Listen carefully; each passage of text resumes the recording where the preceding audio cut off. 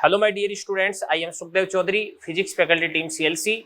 बच्चों, आज अपन डिस्कस करने जा रहे हैं लेक्चर नंबर 87 और जिसके अंदर अपन फ्लूइड मैकेनिक्स और वेव थ्योरी इन दोनों का मॉड्यूल डिस्कस करने वाले हैं। तो आपको बताया कि फ्लूइड मैकेनिक्स और वेव थ्योरी अपने आप में दोनों ही बड़े चैप्टर हैं, तो दोनों ही बड़े टॉपिक्स हैं। तो आज का जो लेक्चर है थोड़ा सा लेंथी होने वाला है, लेक्चर में टाइम थोड़ा सा ज्यादा लग सकता है, तो इसके लिए आप मेंटली प्रिपेयर रहें, ठीक है ना। तो ध्यान से देखना। देखो, सबसे पहले अपन बात करते हैं कि इसकी भी फ्लूइड मैकेनिक्स की बात करते हैं।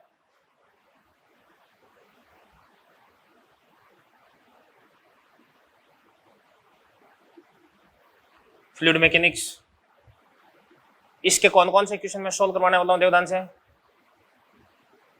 स्टेज फर्स्ट के क्वेश्चन नंबर 3, 10,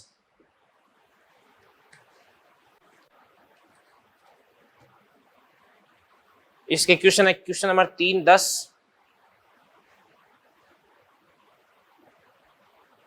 इसके बाद में एक सेकेंड देखो,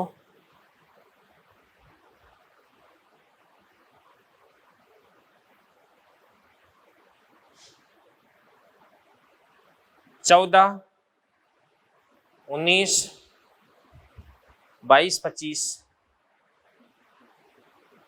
स्टेज सेकंड के अंदर 3, 13, 15, 17, 19, 21। स्टेज थर्ड के अंदर 1, 2, 4, 5, 6, 8 और 10। ये क्वेश्चन अपन डिस्कस करेंगे भाई। तो चलो आ जाओ, फ्लूइड मैकेनिक्स का मॉड्यूल निकाल लो भाई। सबसे पहले अपन बात करते हैं स्टेज फर्स्ट की। इसके अंदर क्वेश्चन नंबर 3 देखते हैं अपन, देखो ध्यान से। क्वेश्चन नंबर 3, धातु के किसी सैंपल का वायु में भार W एयर आपको दे रखा है 210, जल में भार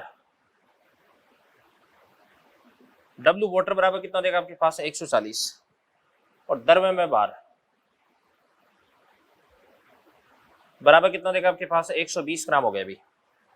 तब आपको धातु का घनत्व पूछा जा रहा है, जल का धातु का घनत्व पूछा जा रहा है, और दोनों का घनत्व अपन कैलकुलेट कर लेते हैं। तो बात सुनना भी, सबसे पहले अपन बात करते हैं कि इसका भी धातु का घनत्व है।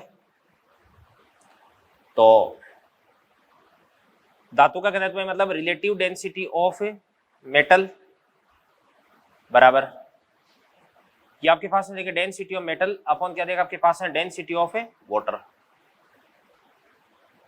बराबर क्या देगा आपके पास में बताओ V sigma G upon V row water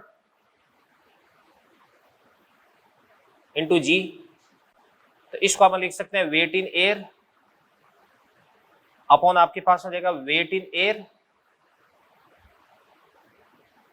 minus weight in water. हवा में भार कितना देगा 210, हवा में कितना देगा 210 माइनस पानी में कितना देगा 140। तो 210 बटे 210 माइनस 140 कितना देगा 70।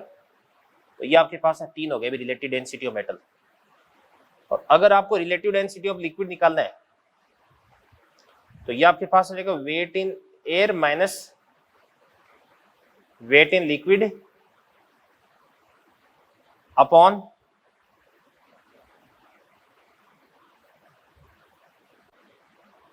(210 माइनस 120 बटे 220, 210 माइनस 140। तो 210 माइनस 120 कितना होता है आपके पास बताओ 90, और 210 माइनस 140 कितना होता है आपके पास बताओ 70। तो ये आपके पास हो जाएगा 9/7। तो कौन सा ऑप्शन मैच कर रहा है आप देख लेना भी। क्वेश्चन नंबर 3 था ये। अगला क्वेश्चन अपना क्वेश्चन नंबर 10, बढ़िया शानदार क्वेश्चन है। समुद्र तल पर वायु दाब मापी, पारे की ऊंचाई कितने भी 75 सेंटीमीटर है और किसी पहाड़ी के शिखर पर कितना भी 50 सेंटीमीटर है। वायु व पारे के पारे व वायु के घनत्व का अनुपात कितना, 10⁴ है, तो पाड़ी की ऊंचाई कितनी हो जाएगी। क्वेश्चन नंबर 10 में सोल्व कर रहा हूं आपके सामने, बड़ा शानदार क्वेश्चन है। समुद्र तल पर जो प्रेशर है वो कितना देगा आपके पास, बताओ। सबसे पहले अपन बात करते हैं, ये अपने पास कोई पहाड़ी है, ये समुद्र तल है, यहाँ पे इसकी ऊंचाई कितना देगी आपके पास, h हो जाएगी। तो यहाँ पे जो प्रेशर है, यहाँ पर प्रेशर कितना देगा आपके पास, P1 बराबर कितना देगा आपके पास, 50 सेंटीमीटर मरकरी के बराबर। h 50 हो गया, ठीक है ना, और सेंटीमीटर मतलब गुणा 10⁻⁻2 रो मरकरी इंटू क्या देगा आपके पास है जी। और यहां पर जो प्रेशर है वो P2 बराबर कितना देगा आपके पास, तो P1 50 गुणा 10⁻⁻2 रो मरकरी इंटू जी, यानी P1 प्लस H रो जी प्लस H रो एयर इंटू क्या देगा आपके पास है जी, बराबर क्या देगा आपके पास है P2। और P2 कितना हो जाएगा, 75 सेंटीमीटर मरकरी के बराबर हो जाएगा।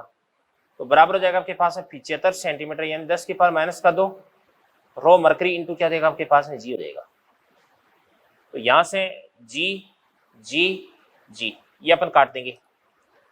इसके बाद में 50 इंटू कितना देगा, 10⁻⁻2 इंटू रो मरकरी। मरकरी का जो घनत्व है वो हवा के घनत्व का 10⁴ गुना है, तो इसको अपन क्या बोल देंगे, 10⁴। इसके बाद में प्लस ये कितना देगा आपके पास h रो एयर, हवा का घनत्व कितना देगा 1, इसका अपन 10⁴ मान लिया है, बराबर कितना देगा आपके पास है 75 गुणा 10⁻⁻2 गुणा कितना देगा आपके पास 10⁴ हो जाएगा, क्योंकि मरकरी का घनत्व हवा के घनत्व का 10⁴ गुना हो जाएगा अभी। इसके बाद में इसको अपन उधर की तरफ ले जाएंगे तो यहां से अपने पास h की वैल्यू हो जाएगी। यह था आपका क्वेश्चन नंबर 10। अगला क्वेश्चन अपन देखते हैं, क्वेश्चन नंबर 14 क्या कह रहे हैं, देखो ध्यान से। 14वां क्वेश्चन देखते हैं। वायु का एक बुलबुला झील की तली के ऊपर सतह पर आता है, उसका आयतन 3 गुना हो जाता है। वायुमंडलीय दाब पारे के 75 सेंटीमीटर स्तंभ के तुल्य है और जल का घनत्व पारे के घनत्व का 1/10 है, तो झील की गहराई कितनी देगी भी। तो बात सुनना भी भाई, यहां पर जब आता है तो इसका वॉल्यूम कितना हो जाता है 3v, और यहां पर जब इसका वॉल्यूम है ये कितना हो जाएगा आपके पास v हो जाएगी। झील की गहराई कितनी हो जाएगी, मान के इसलिए h। तो यहां पर प्रेशर कितना देगा आपके पास है P0, और P0 बराबर कितना देगा 75 सेंटीमीटर। तो 75 सेंटीमीटर यानी 10⁻⁻2, ठीक है ना, और रो कितना हो जाएगा बताओ, पारे का घनत्व है,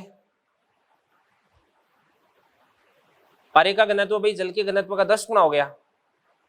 तो पारे का घनत्व भाई जल का घनत्व अपन कितना मान लेंगे भाई 1000, तो पारे का घनत्व कितना हो जाएगा आपके पास बताओ 10,000, 10 गुना 10⁻3, 10 गुना कर दिया इंटू क्या देगा आपके पास है जी।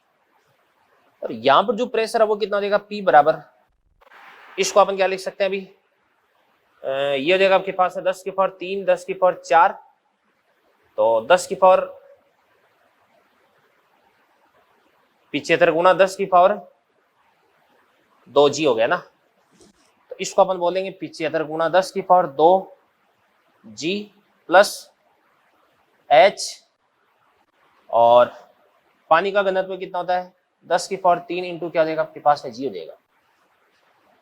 यहाँ का P आ गया, यहाँ का P आ गया। अब P1 V1 बराबर P2 V2 कर दो, आंसर आ जाएगा अभी। तो ये हो गया आपका क्वेश्चन नंबर 14। इसके बाद अगला क्वेश्चन अपन देखते हैं, क्वेश्चन नंबर 19 देखो क्या करे।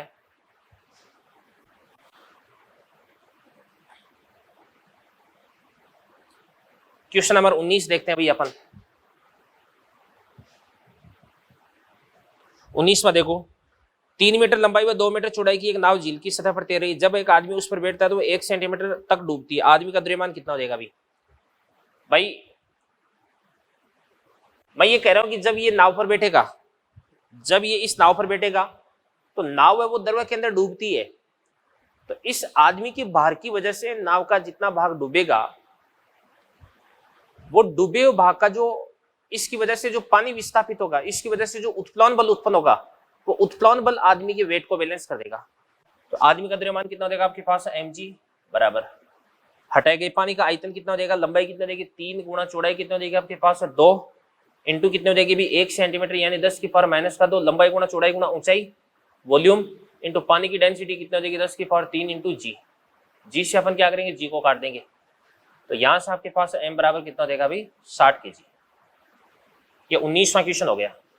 अगला क्वेश्चन अपन देखते हैं, क्वेश्चन नंबर 22। देखो क्या कह रहे हैं, 22वां कह रहा है कि धातु के किसी नमूने का वायु में भार कितना है 210 और जल में भार कितना है 180, किसी द्रव में भार कितना है 120। तो अपेक्षित घनत्व कितना हो जाएगा द्रव का, तो रिलेटिव डेंसिटी बराबर कितना हो जाएगा आपके पास, density of liquid upon density of water बराबर क्या देगा आपके पास, वेट इन एयर माइनस क्या देगा आपके पास, weight in liquid upon weight in air minus क्या देगा आपके पास, वेट इन वाटर। फॉर्मूला है, वैल्यू पुट करके आंसर निकाल लेना। 25वां क्वेश्चन कह रहा है कि h ऊंचाई तक भरे टैंक को आधार पर लगे छिद्र द्वारा खाली किया जाता है। तो पानी का स्तर h से h/2 तक व h/2 से शून्य होने में लगे समय का अनुपात कितना देगा भी। तो 25वां क्वेश्चन है वो अपन जान देंगे, t डायरेक्टली प्रोपोर्शनल टू क्या होता है आपके पास, रूट ऑफ h1 माइनस क्या होता है आपके पास, रूट ऑफ h2। तो पहला टाइम कितना देगा t1 और अपॉन क्या देगा दूसरा टाइम आपके पास हो जाएगा t2 बराबर। तो इसको तो अपन बोलेंगे रूट h माइनस कितना देगा आपके पास, रूट ऑफ h/2 अपॉन ये देगा आपके पास रूट ऑफ h/2 माइनस कितना देगा आपके पास, रूट ऑफ 0।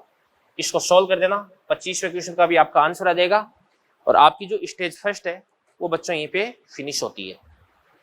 चलिए बच्चों, इसके बाद में अपन बात करते हैं अभी स्टेज सेकंड की बात करते हैं। तो स्टेज सेकंड का सबसे पहले क्वेश्चन नंबर अपन देखते हैं 3। तीसरा क्वेश्चन अपन डिस्कस करने जा रहे हैं। क्या कह रहे हैं देखो, 1 सेंटीमीटर भुजा वाले 2 घन है, एक का अपेक्षित घनत्व 0.60 तथा दूसरे का 1.15 है। इन दोनों को परस्पर भारी तार के द्वारा जोड़ा जाता है तथा पानी से भरे एक बड़े टैंक में रखा जाता है। साम्यावस्था की स्थिति में हल्का घन पानी की सतह से कितना ऊंचाई तक ऊपर उठेगा। बात सुनना भाई, ये इस प्रकार से यूं है, ये पानी भर का अपन यहां तक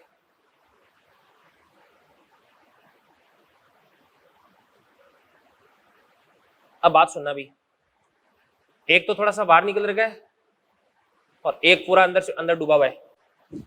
तो ये कितना देगा आपके पास बताओ, x, ये 1 माइनस एक्स हो गया। अब अपन बात करते हैं कि नीचे की तरफ कितना बल लगता है। नीचे की तरफ लगने वाला इस सिस्टम पे नीचे की तरफ फोर्स लगता है, इसका वेट प्लस इसका वेट। तो एक का तो घनत्व कितना हो जाएगा 0.6, एक का कितना हो जाएगा 1.15 हो जाएगा। तो इसका ध्यान से देखना, इसका वेट भुजा कितने हो जाएगी आपके पास बताओ, तीनों की हो जाएगी आपके पास 1 मीटर। तो अपन बोल सकते हैं कि भी सेंटीमीटर में सोल्व कर देते हैं तो ये आपके पास 100 माइनस एक्स हो गया, ठीक है ना। तो इसका नीचे की तरफ भार कितना देगा भी, वॉल्यूम कितना देगा आपके पास बताओ, 100 क्यूब यानी 10 की पावर 6। डेंसिटी कितना देगी 0.6 इंटू कितना देगा आपके पास है जी। और इसके बाद में प्लस इसका नीचे की तरफ वेट कितना देगा बताओ, 10 की पावर 6 इंटू 1.15 इंटू जी बराबर। ऊपर की तरफ लगता है बायोंट फोर्स, तो इस पे बायोंट फोर्स कितना लग जाएगा बताओ, v कितना देगा 10 की पावर 6, ठीक है ना। और इंटू पानी की डेंसिटी कितनी होती है बताओ, 1 इंटू जी और प्लस इस पे ऊपर की तरफ बायोंट फोर्स कितना लग जाएगा बताओ भाई। ये वाला वॉल्यूम आपको निकालना है, ये वाला वॉल्यूम। तो एरिया कितना देगा आपके पास 100 इंटू 100 यानी 10 की पावर 4 इंटू 100 माइनस एक्स। तो वॉल्यूम इंटू डेंसिटी कितना देगा आपके पास, 1 इंटू कितना देगा आपके पास है जी देगा। तो सोल्व कर देना, आंसर आ जाएगा। ऊपर वाला बल और नीचे वाला बल एक दूसरे से बैलेंस हो जाएगा। अगला क्वेश्चन अपन देखते हैं, क्वेश्चन नंबर 13। अर्धगोलाकार कटोरा है और इसका घनत्व दे रखा है और कटोरे का बाह्य व्यास देकर आंतरिक व्यास आपको पूछा जा रहा है। तो ऐसा क्वेश्चन आगे भी आएगा, क्वेश्चन नंबर 17। तो 13वां क्वेश्चन मैं आपको बता देता हूं। देखो बच्चों, इस प्रकार से आपके पास में कोई भी एक अर्धगोलाकार कटोरा है।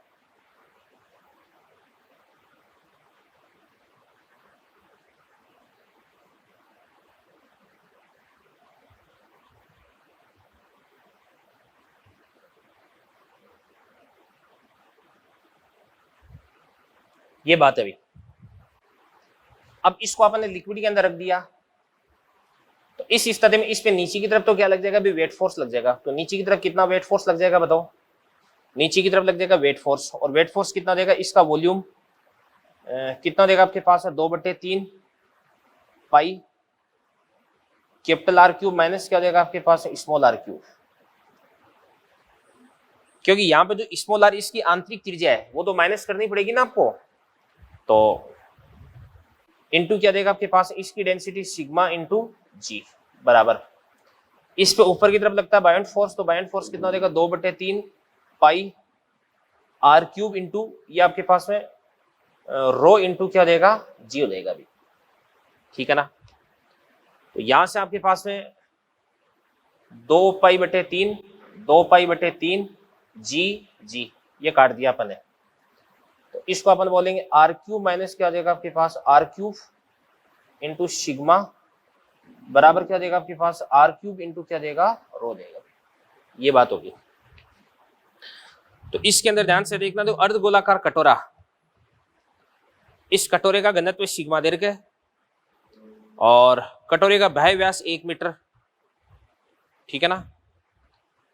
नहीं, अर्धगोलाकार कटोरा एक द्रव घनत्व के द्रव है, ये तो द्रव का घनत्व दे रखा है 1.2 × 10⁻3, तो रो दे रखा आपको 1.2 × 10⁻3 हो गया। बाहर वाला व्यास यानी कैपिटल आर आपको दे रखा है कितना? 1/2 यानी 0.5 हो जाएगा, और 2 × 10⁴ ये क्या हो जाएगा? अभी कटोरे का घनत्व हो जाएगा, सिग्मा आपको दे रखा है। तो वैल्यू पुट कर देना, आपको यहाँ से स्मॉल आर की वैल्यू फाइंड आउट करनी है, ये आंतरिक त्रिज्या हो जाएगी, और इसके बाद इसका 2 गुना कर देना, तो आपके पास में आंतरिक व्यास आ जाएगा। 13वां हो गया। 15वां क्वेश्चन अपन यहीं पे करते हैं। देखो क्वेश्चन नंबर 15 क्या करे, देखो 15वां क्वेश्चन। पानी से भरे एक टैंक में वाई गहराई पर, ये पानी से भरा हुआ एक टैंक है, यहां तक आपने पानी भर दिया,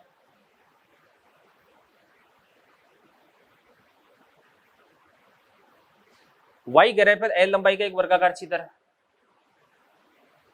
वाई गहराई पर,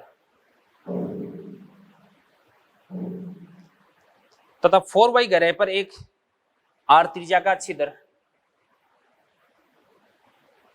4y गहराई पे आर त्रिज्या का आपने होल बना दिया, और इन दोनों से द्रव के निकलने की जो दर वो आपको बराबर दे रखी है। तो अपन क्या बोल सकते हैं अभी, यहाँ पे A1 V1 बराबर क्या देगा आपके पास? A2 V2 हो जाएगा। तो इसका एरिया कितना देगा? L², और V1 कितना देगा आपके पास? √2g into y।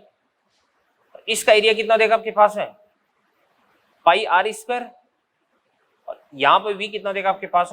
2g, h कितना देगा आपके पास है? 4y हो जाएगा। सॉल्व कर लेना। 15वां क्वेश्चन आपका हो चुका है। फिर अपन देखते हैं क्वेश्चन नंबर 17। देखो 17वां क्वेश्चन है, इसके अंदर आपको 9 आपेक्षिक घनत्व वाले दृढ़ गोले, पूरा गोला दे रखा है, अभी पूरा गोला ही दे रखा है तो अब अपन क्या कर देंगे, देखो 17वां मैं दोबारा से कर देता हूं सोल्व। यहाँ पे ये गोला है, केविटी बना रखी, ये ठीक डूब रहा है द्रव के अंदर। तो इसमें नीचे की तरफ कितना देगा आपके पास है? 4/3 pi r cube minus r cube into sigma into g, और इस पे ऊपर की तरफ कितना देगा आपके पास है? 4/3 पाई आर क्यूब इंटू कितना देगा आपके पास? रो इंटू जी। ऊपर की तरफ उत्प्लवन बल लगा दिया। बाकी सोल्व कर लेना। इसका अपेक्षिक घनत्व वो कितना दे रखा है? 9 दे रखा है। तो सिग्मा को लिख देना, इस रो को लिख देना 1, और सिग्मा को लिख देना आप 9 रो लिख देना, या 9 लिख देना। सोल्व कर देना, आंसर आ जाएगा। 17 के बाद में अगला क्वेश्चन आपका 19। 19वां क्वेश्चन अपन देखते हैं। देखो ध्यान से क्या कह रहे हैं। 19वां क्वेश्चन चेक कर रहे हैं अपन। देखो 19 के बाद 21वां क्वेश्चन भी अपने को करना है, तो 19 और 21 दोनों देख लेते हैं यहाँ पे। तो सबसे पहले देखो क्वेश्चन नंबर 19 क्या कह रहा है। ये कह रहा है कि T1 तथा T2 दो केस नली जिनकी लंबाई क्रमशः L1 L2 लंबाई दे रखी है, अनुप्रस्थ काट की त्रिज्या R1 R2 दे रखी है, और T1 में प्रवाहित जल की दर 8 सेंटीमीटर पर सेकंड है, और इसके सिरों पर दाबांतर कितना है, PS समान दाबांतर आरोपित करने पर T2 में प्रवाहित जल की मात्रा देगी। अपन जानते हैं कि Q directly proportional to PR की पावर 4 अपॉन कितना होता है, L होता है। तो दोनों के लिए जो प्रेशर है वो तो क्या हो जाएगा, बराबर हो जाएगा, तो P को अपन हटा देंगे। दोनों की जो लंबाई है वो भी क्या दे रखी है, आपको बराबर दे रखी है, तो इसको भी अपन हटा देंगे। Q डायरेक्टली प्रोपोर्शनल टू क्या देगा आपके पास, R की पावर 4। तो इससे सोल्व कर लेना। अभी 21वां क्वेश्चन अपन देखते हैं बेटा। यहाँ पे पादप में सुक्रोज विलियम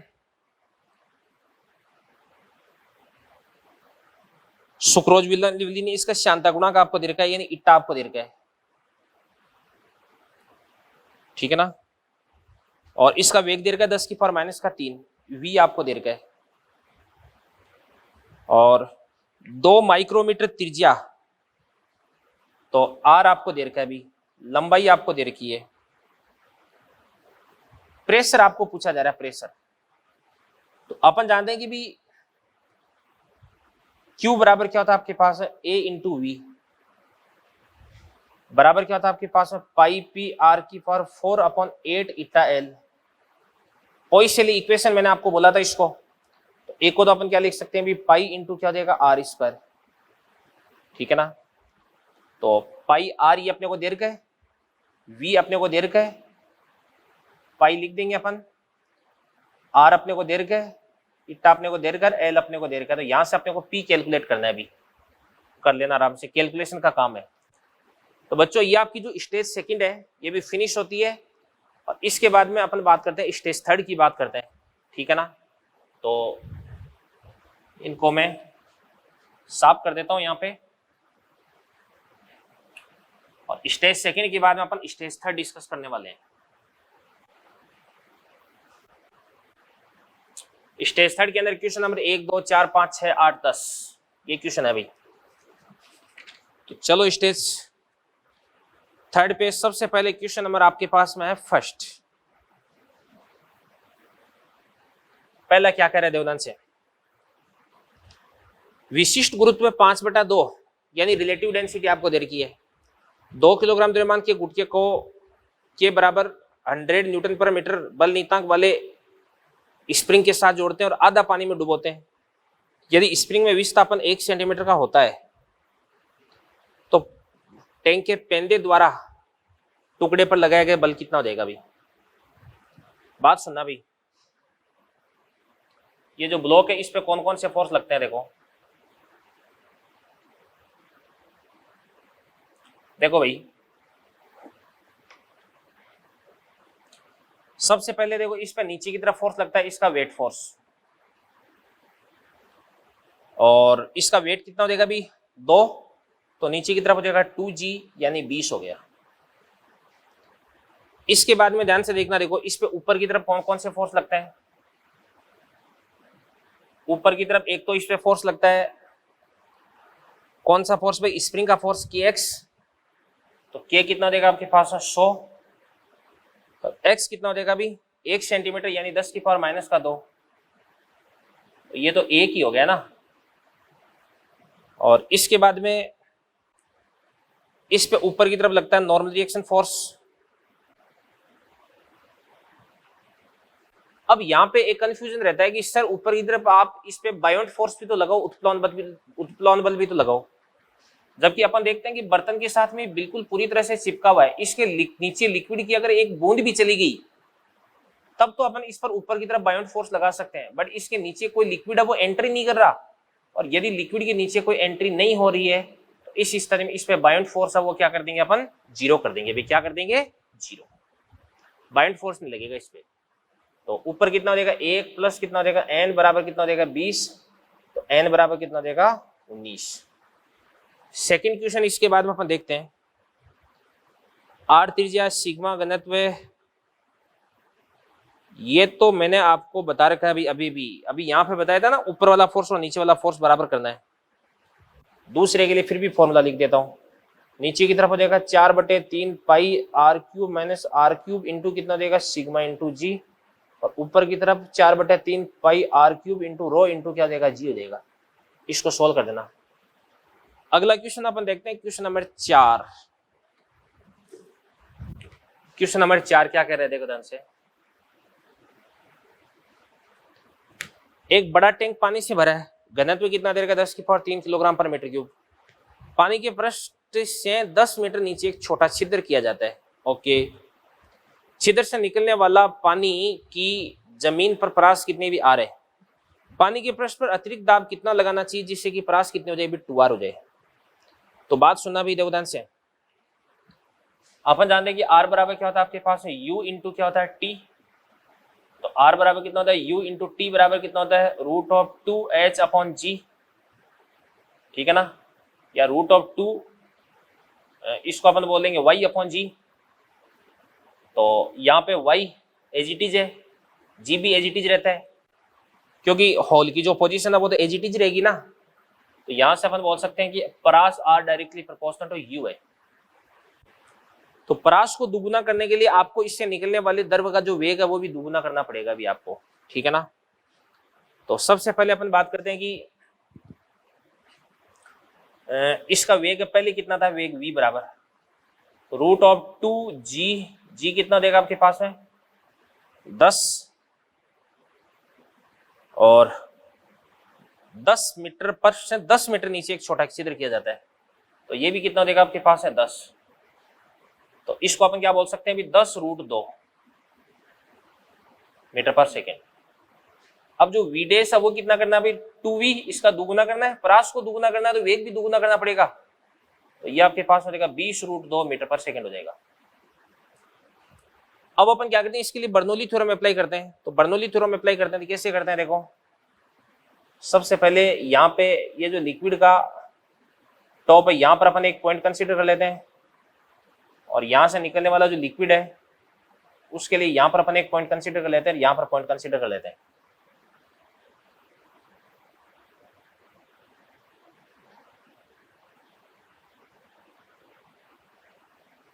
सुनना ध्यान से, देखना, देखो यहाँ पे जो प्रेशर है वो कितना भी P0 तो पहले था ही 10⁵ तो था ही, या इसको अपन बोल देंगे पहले यहाँ का जो प्रेशर है वो 1 atm तो था ही, मतलब 10⁵ तो था ही, साथ में आपने P प्रेशर और लगा दिया। अभी आपको यहाँ पे प्रेशर बढ़ाना पड़ेगा, P हो गया। अब यहां पर ध्यान से देखना, देखो यहां का प्रेशर लिख दिया आपने, गतिज ऊर्जा यहाँ की 0 हो जाएगी, इस गतिज ऊर्जा कितनी हो जाएगी ρgh, रो कितना हो जाएगा 10⁵, g कितना हो जाएगा 10, और h कितना हो जाएगा आपके पास है 10 बराबर। यहाँ की अगर अपन बात करते हैं तो यहाँ का प्रेशर कितना हो जाएगा 1 एटमॉस्फेयर 10⁵, और प्लस यहाँ की गतिज ऊर्जा कितना हो जाएगी 1/2, रो कितना हो जाएगा 10⁵ इंटू v²। तो v² कितना देगा आपके पास 800 हो जाएगा। अभी इसके बाद इसको सोल्व करके आंसर निकाल देना। भी क्वेश्चन नंबर 4 का भी आंसर आ जाएगा आपके पास। और 4 के बाद अगला क्वेश्चन अपन देखते हैं। अभी क्वेश्चन नंबर, देखो ध्यान से, इनको मिटा देता हूं मैं।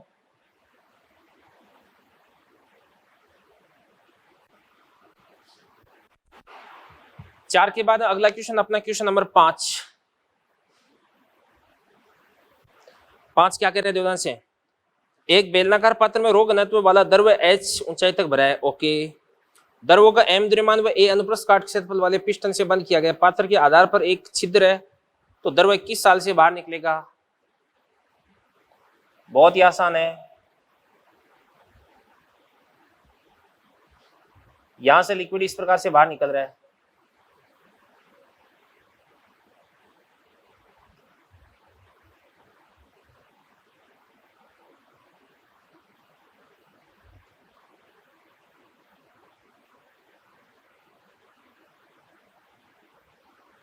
ये ध्यान से, इसका द्रव्यमान कितना देगा M। अब यहां पर इस पॉइंट पर अगर मैं प्रेशर देखता हूं तो प्रेशर कितना देगा आपके पास में ध्यान से, यहां पे पी नॉट तो है ही, प्लस पिस्टन का बल mg बटा a, ये प्रेशर हो गया। यहां पे स्पीड कितनी हो जाएगी 0, और पोटेंशियल एनर्जी कितनी देगी आपके पास रो जी एच। यहां से जो लिक्विड निकल रहा है इसका प्रेशर कितना देगा P naught plus half rho V square plus 0। P naught से पी नॉट को उड़ा दो, बाकी तो सोल्व कर ही लोगे, आपको दिक्कत वाली बात ही नहीं है। M G by A plus rho G H बराबर हाफ रो वी स्क्वायर, तो ये अब आपके पास है 2, ये 2 बाई रो, ये वी स्क्वायर आ गया, और वी अगर निकालना तो इसका आपको रूट करना पड़ेगा। क्वेश्चन नंबर हो गया ये आपका 4। पांचवा क्वेश्चन अपन, पांचवा तो हो गया भाई, पांचवा हो गया। क्वेश्चन नंबर 6 देखते हैं अपन। क्वेश्चन नंबर 6, क्वेश्चन नंबर 6 देखो ध्यान से। इस स्टेज में थोड़े बड़े बड़े क्वेश्चन है भाई, इतने टफ क्वेश्चन नीट में आते नहीं है, बट फिर भी चलो यार मॉड्यूल में क्वेश्चन दे रखे हैं तो कर लेते हैं अपन। अपन देखते हैं क्वेश्चन नंबर 6।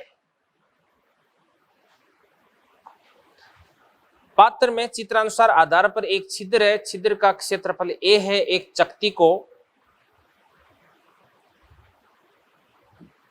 द्रव को बाहर आने से रोकने के लिए लगाया गया हवा व द्रव द्वारा चकती पर लगाया गया बल कितना भी F1 है। तो ध्यान से देखना, देखो सुनो भाई, इस चकती का एरिया कितना देगा आपके पास A, इधर से तो प्रेशर कितना देगा आपके पास है P नॉट, इधर से प्रेशर कितना देगा आपके पास है, ध्यान से देखना, देखो P not plus rho G H, area से मल्टीप्लाई कर दो फोर्स आ जाएगा, तो नेट फोर्स F1 हो जाएगा। F1 बराबर क्या हो जाएगा, ये वाला फोर्स माइनस ये वाला फोर्स, तो रो जी एच इंटू ए, ये तो F1 आ गया। अब ध्यान से देखना, देखो ये जो चकती है वो क्या करती है, भी निकल जाती है, और द्रव क्या करता है, इसके साथ में अप्रत्यास्थ टक्कर करता है। तो अगली स्थिति में क्या होता है, देखो बेटा, ये चकती हो गई, चकती तो निकल गई, इसके साथ में द्रव क्या करता है, इस प्रकार से अप्रत्यास्थ टक्कर करता है v वेग से। तो देखना ना से, देखो अब इस पे फोर्स कितना देगा F2 बराबर कितना देगा v इंटू क्या हो जाएगा dm बटे dt। v को अपन क्या लिख सकते हैं, v को v लिख देंगे, और dm बटे dt क्या होता है आपके पास a v इंटू रो, ठीक है ना। dm बटे dt क्या होता है आपके पास a v इंटू रो हो गया, तो ये आपके पास हो जाएगा a v square into rho, और तो F2 बराबर कितना देगा a v स्क्वायर कितना देगा आपके पास 2gh इंटू क्या देगा रो, तो कितना देगा 2 रो जी एच इंटू ए। तो आपको F1 बटे F2 याद करना है, तो ये कर लेना भाई। 6 हो गया। 6 के बाद में अगला क्वेश्चन अपन देखते हैं, क्वेश्चन नंबर 8। तो क्वेश्चन नंबर 8 क्या कर रहा है भाई, क्वेश्चन नंबर 8 के अंदर आपको क्या करना है भाई, सिंपल यहाँ पे बर्नौली थ्योरम अप्लाई करनी है भाई, कोई दिक्कत वाली बात नहीं है।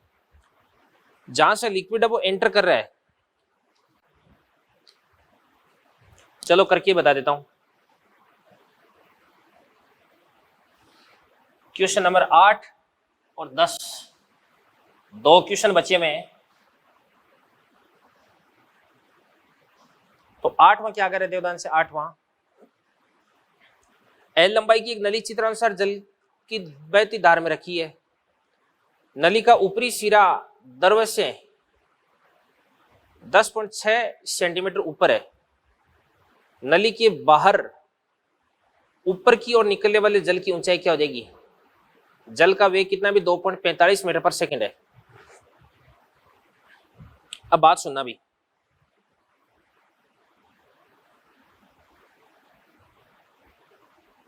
एक तो अपन द्रव की इस बिंदु की, एक अपन इस बिंदु की बात करते हैं। इस बिंदु का वेग कितना देगा v, और इस बिंदु का वेग कितना हो जाएगा आपके पास में 2.45, और ये कितना देगा आपके पास में 10.6 centimetre.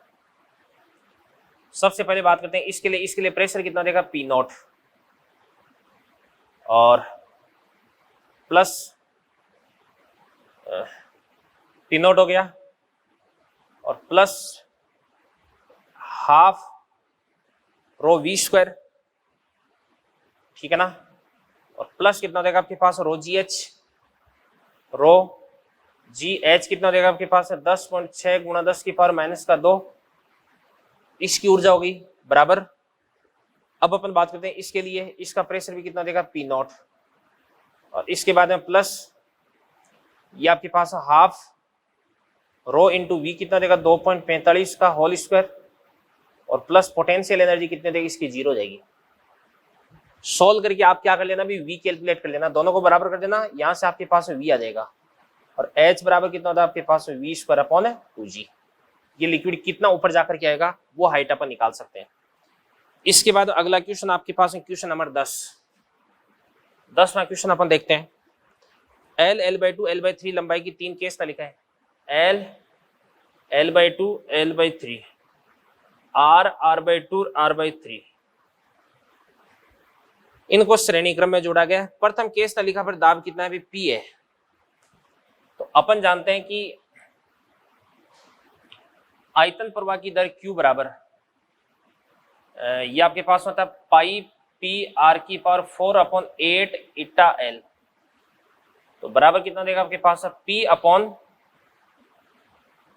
Directly proportional to P upon L upon R की पावर 4। तो ये आपके पास रेजिस्टेंस हो गया। अभी मैंने आपको बता रखा अभी I बराबर क्या होता है V/R, तो धारा कीजिएगा तो आपके पास में प्रवाह की दर आ जाएगी डेल्टा V, विभवांतर की जगह दाबांतर आ जाएगा, और नीचे इलेक्ट्रिक रेजिस्टेंस की जगह लिक्विड रेजिस्टेंस आ जाएगा, फ्लूइड रेजिस्टेंस आ जाएगा। तो इसको अपन क्या बोल सकते हैं भी R बोल सकते हैं। तो इनके रेजिस्टेंस का रेशियो निकाल दो, R1 R2 R3 का रेशियो निकाल दो, ठीक है ना इससे। और पहली के लिए जो प्रेशर है वो आपको दे रखा है, नहीं विभवांतर आपको दे रखा है, तो दूसरे के लिए प्रेशर है वो भी यहाँ पे निकाल दो, तीसरे के लिए प्रेशर आप निकाल दो। तो ये आपका 10वां क्वेश्चन भी फिनिश हुआ। इसी के साथ में आपका जो फ्लूइड मैकेनिक्स है इसका मॉड्यूल डिस्कस होता है। तो थैंक यू वेरी मच। इसके बाद में अपन डिस्कस करने वाले हैं अभी वेव थ्योरी के बारे में। चलिए बच्चों, इसके बाद में अपन डिस्कस करने जा रहे हैं वेव थ्योरी का मॉड्यूल। और वेव थ्योरी के अंदर ध्यान से देखना, देखो मॉड्यूल है वो उसमें एक्सरसाइज है वो 2 जगह दे रखी है। तो मैं अभी आपको डिस्कस करवाने जा रहा हूँ पेज नंबर 4.22 से लेके 4.29 के बीच में जो भी क्वेश्चंस दे रखे हैं वो, ठीक है ना। और मैंने आपको बताया था कि 4.22 से लेके 4.29 के बीच में ये जो क्वेश्चंस है, ये जो स्ट्रिंग वेव होती है ना, रस्सी में तरंगे, उन पर आधारित है अभी, ठीक है ना। और आगे जो भी आपके पास है एक्सरसाइज दे रखी है अभी कहाँ पे दे रखी है, ये पेज नंबर 5.33 से दे रखी है, पेज नंबर 5.33 से लेके 5.48 के बीच में। तो ये जो साउंड वेव है उसकी एक्सरसाइज है, ठीक है ना। तो पहले अपन स्ट्रिंग वेव वाली जो एक्सरसाइज है वो अपन फिनिश करते हैं। तो सबसे पहले स्टेज फर्स्ट के अंदर क्वेश्चन नंबर 5 देखते हैं अपन। देखो बहुत ही छोटे छोटे क्वेश्चन है, छोटे छोटे आसान आसान क्वेश्चन है। तो सबसे पहले अपन देखते हैं क्वेश्चन नंबर 5। एक पल्स का इक्वेशन है, t बराबर 0 पर y बराबर कितना देगा आपके पास 1/1 प्लस एक्स स्क्वायर, और t बराबर 2 पर y बराबर कितना होता है आपके पास 1/1 प्लस x माइनस 1 का होल स्क्वायर। अब बात सुनना भी, अपन इसको लिख सकते हैं y बराबर 1 ही रहता है, अपन नीचे वाला जो 1 ही रहता है, प्लस x माइनस क्या होता है vt, इसका होल स्क्वायर लिख देते हैं अपन, ठीक है ना। अब यहां पे ध्यान से अपन लिख सकते हैं कि भी t बराबर अगर अपन 0 पुट करते हैं तो t बराबर 0 पुट करते हैं, ये पूरी टर्म 0 हो जाएगी, तो ये x स्क्वायर आ जाएगा, ये ठीक है। और t बराबर 2 पुट करते हैं तो x माइनस 1 आ जाएगा, तो इसके अंदर 2 पुट करते हैं तो vt में 2 पुट कर देंगे, t बराबर 2 पुट कर देंगे तो कितना हो जाएगा आपके पास 2v, और यहाँ पे कितना बन जाता है 1 बन जाता है। तो यहाँ से आपके पास v बराबर कितना हो जाएगा भाई 1/2 मीटर पर सेकेंड, v बराबर कितना हो जाएगा आपके पास 1/2 मीटर पर सेकेंड। और इसकी डायरेक्शन अब वो किधर की तरफ हो जाएगी, धनात्मक एक्स अक्ष के अनुदिश हो जाएगी भी, ठीक है ना। तो आगे आंसर। अगला क्वेश्चन आप 5 के बाद में 14वां क्वेश्चन। 14वां क्वेश्चन क्या कह रहे थे ध्यान से, लंबाई एल की एक डोरी को L/20 तक खींचा गया है तथा इस पर चलने वाली अनुप्रस्थ तरंग की चाल कितनी हो जाएगी, v हो जाएगी। L/10 तक खींचा गया तो तरंग की चाल क्या हो जाएगी भी। क्वेश्चन नंबर हो जाएगा आपके पास 14। देखो अपन जानते हैं कि v बराबर कितना होता है, क्या तो आपके पास y इंटू विकृति बटे रो होता है, और विकृति बराबर क्या होता है, लंबाई में परिवर्तन बटे प्रारंभिक लंबाई। तो पहले तो जो विकृति है वो कितनी हो जाएगी, लंबाई में परिवर्तन कितने हो जाएगा बताओ, L/20। प्रारंभिक लंबाई कितनी हो जाएगी, L से L को काट देंगे तो ये आपके पास है 1/20। और फिर ध्यान से देखना, देखो लंबाई में परिवर्तन कितना हो जाएगा, L/10 L, तो ये आपके पास 1/10, ठीक है ना। तो पहले चाल कितनी थी भी v, अपन लिख सकते हैं v' बटे v बराबर, बाद की जो विकृति कितना देगी 1/10, और पहले की जो विकृति है वो कितना देगी 1/20, ये आपके पास √2 हो गया। तो v' बराबर कितना देगा, √2 इंटू v। 14वां क्वेश्चन। 24वां क्वेश्चन अपन देखते हैं फिर इसके बाद में। देखो बच्चों यहां पर आपके पास 2 पल्स हैं, एक तो इस प्रकार से यूं पल्स जा रहा है और एक यूं पल्स आ रहा है। इसका जो वेग है वो कितना देगा आपके पास है 2, और इसका वेग है वो भी कितना देगा 2, और दोनों के बीच की जो डिस्टेंस है वो कितनी देगी आपके पास 8 हो जाएगी। तो इसको तो अपन रोक देते हैं और इसके सापेक्ष इसको अपन इधर की तरफ 4 से चला देते हैं।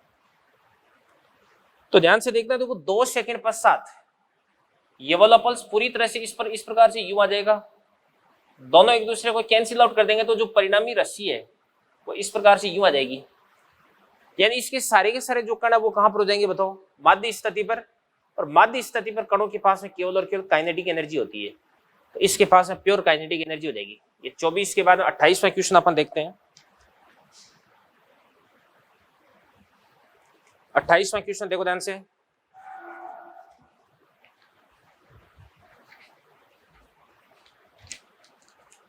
एक ही पदार्थ के बने हुए 4 तारों की लंबाई एवं व्यास समान है, ये 1 सोनोमीटर पर कैसे, इनके तनाव का अनुपात इतना, तो मूल आवर्तियां, भाई मूल आवर्तियां n बराबर कितना होता है आपके पास 1/12 रूट ऑफ, और इसके बाद है t बटे म्यू हो गया, और म्यू को अपन क्या लिख सकते हैं अभी, a इंटू रो, यानी पाई r² इंटू रो।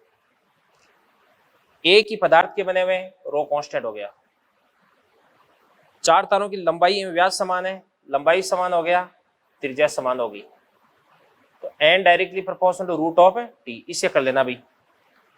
28 के बाद में अगला क्वेश्चन आपका 30 नंबर। 30 में क्या कर रहे हैं देखो, सोनोमीटर तार की मूलावर्ती कितनी भी n है, लंबाई सब कुछ 3 गुना कर दिया जाए, तो n बराबर कितना होता है 1/12 रूट ऑफ t बटे और पाई r² इंटू रो। लंबाई को 3 गुना कर दिया, तनाव को भी 3 गुना कर दिया है ना, और व्यास को भी 3 गुना कर दिया, तो 3/3 का स्क्वायर कितना हो जाएगा 9, तो नीचे बटे 3 आ गया और 3 नीचे आ जाएगा तो 3√3 आ जाएगा, तो n/3√3, फोर्थ ऑप्शन चला जाएगा 30वें का। 33वां क्वेश्चन अपन देखते हैं क्या कर रहा है देवदान से। 33वां क्वेश्चन, तो 33वां क्वेश्चन देखो ध्यान से, y बराबर कितना देगा आपके पास 2a sin 2π ct upon lambda cos, इसके बाद 2πx अपॉन लेमडा। अब बात सुनो भाई, यहां से अपन लिख सकते हैं कि ये पूरा का पूरा विमाइन है, तो विमाइन तब हो सकता है जब ct की विमा और लेमडा की विमा बराबर हो जाए। ये भी विमाइन है, तो x की विमा और लेमडा की विमा बराबर हो जाएगी। तो पहला कह रहा है सीटी का मात्रक वही है जो कि लेमडा का मात्रक है, सही है। एक्स का मात्रक वही है जो कि लेमडा का है, बिल्कुल ठीक है। इसके बाद ध्यान से देखना, देखो इसको और इसको भी बराबर कर दो, क्योंकि इसकी विमा, ये भी विमा इन और ये भी विमा इन। तो यहां से आपके पास है 2 पाई सी टी बटे लेमडा बराबर कितना हो जाएगा आपके पास है 2 पाई एक्स बटे लेमडा। तो यहां से आपके पास है 2 पाई सी बटे लेमडा बराबर हो जाएगा आपके पास 2 पाई एक्स बटे लेमडा इंटू टी। ये दे रखा है क्या? यस, ये भी सही हो गया। सी बटा लेमडा का मात्रक वही है जो कि एक्स बटा लेमडा का है, नहीं ऐसा नहीं होगा अभी। तो ये वाला स्टेटमेंट क्या हो जाएगा आपके पास है? गलत। तो ये कौन सा हो गया आपका 33वां। और 33 के बाद में 40वां अपन देख लेते हैं एक बार। 40वां क्वेश्चन यहां पे कर देता हूं, देखो सोनोमीटर का तार 4 kg की बार पर 416 हर्ट्ज के सूर्यतर के साथ मूल आवर्ती से कंपित होता है। यदि सेतुओं के मध्य तार की लंबाई दुगुनी कर दी जाए तब इस स्थिति में मूल आवर्ती विधा बनाए रखने के लिए बार को निम्न में से परिवर्तित करना होगा। लो जी, तो n बराबर कितना होता है आपके पास 1/12। इसके बाद रूट ऑफ टी बटे ये आपके पास म्यू हो गया। तार वो का वो है, आवर्ती वो की वो है। तो यहां से आपके पास L directly proportional to root of T हो गया। तो लंबाई को आपने दुगुना कर दिया, या अपन बोल सकते हैं T directly proportional to L square. लंबाई को दुगुना कर दिया तो तनाव को आपको 4 गुना करना पड़ेगा।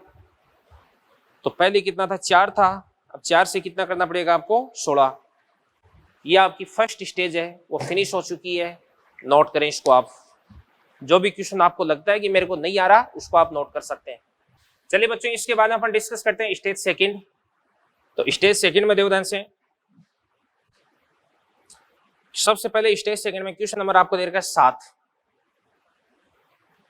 तो 7वां क्वेश्चन है, इसमें ग्राफ दे रखा है इस प्रकार से, यूं ये हो गया।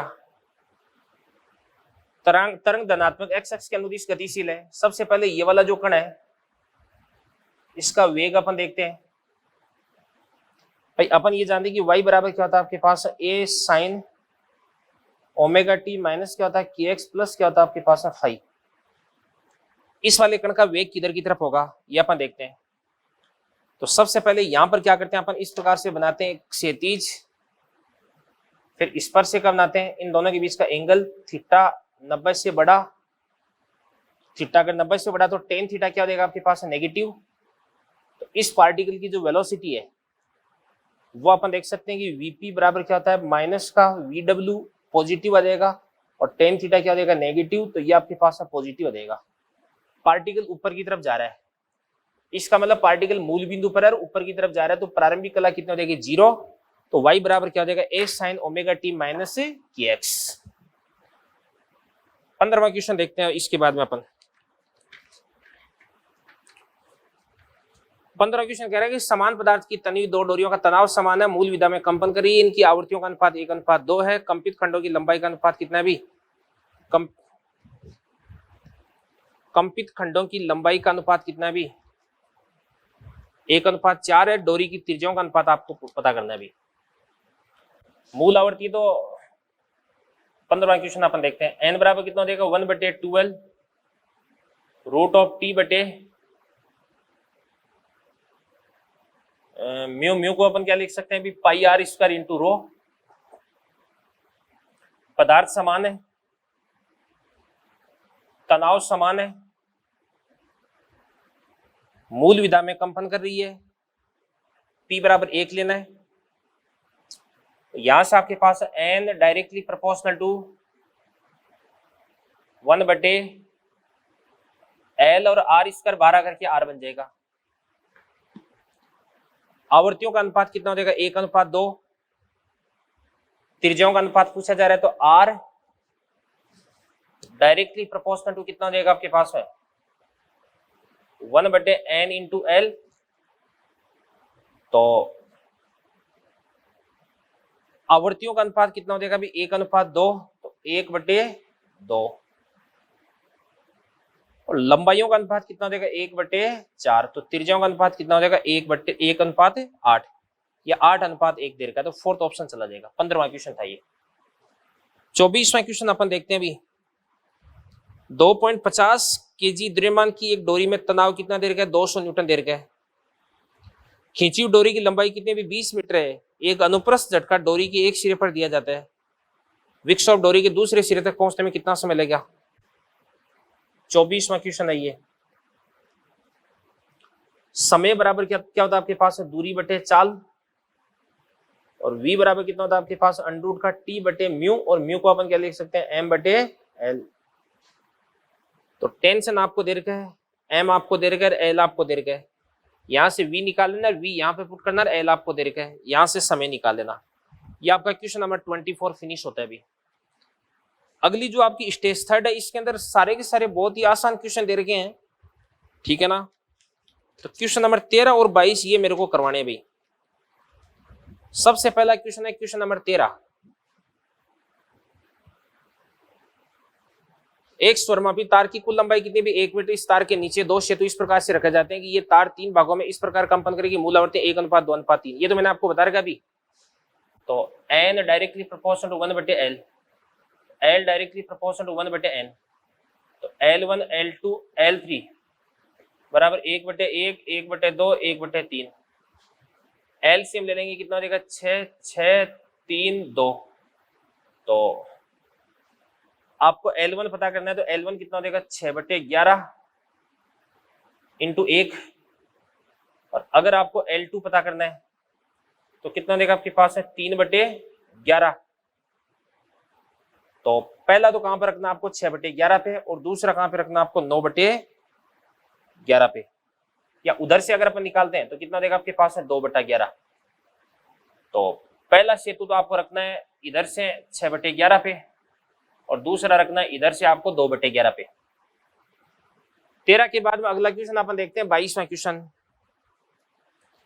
तो 22वां क्वेश्चन भी आपके पास में एक स्पंद का क्वेश्चन है। y बराबर क्या दे रखा है आपको? 0.8/5 प्लस क्या देगा आपके पास है? 4x माइनस 5t का होल स्क्वायर।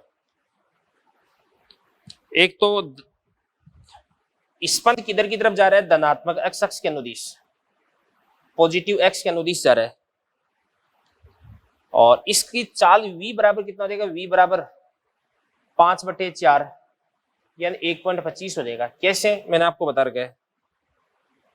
और अधिकतम विस्थापन के लिए ये अपन 0 कर देंगे, तो y बराबर कितना होता है आपके पास है? 0.16। तो केवल थर्ड ऑप्शन है वही आपका सही जा रहा है, ठीक है ना? नहीं, स्पंद ऋणात्मक x दिशा में गतिशील है, स्पंद धनात्मक x दिशा में गतिशील है। फर्स्ट भी सही है। और अधिकतम विस्थापन कितना हो जाएगा? 0.16 मीटर। थर्ड भी आपका सही है, ठीक है ना। तो बच्चों ये आपका स्टेज 1, 2 और 3 का काम कंप्लीट हो गया, जो कि पेज नंबर 4.22 से लेके 4.29 के बीच में अपने को दे रखे हैं, ठीक है ना। तो इनको नोट करें। अगर आपको लगे कोई क्वेश्चन तो आगे बढ़ते हैं फिर अपन। चलिए बच्चों, इसके बाद में अपन स्टार्ट करते हैं इस वेव थ्योरी का एक्सरसाइज का सेकंड पार्ट, जो कि अपने पास में पेज नंबर 5.33 है।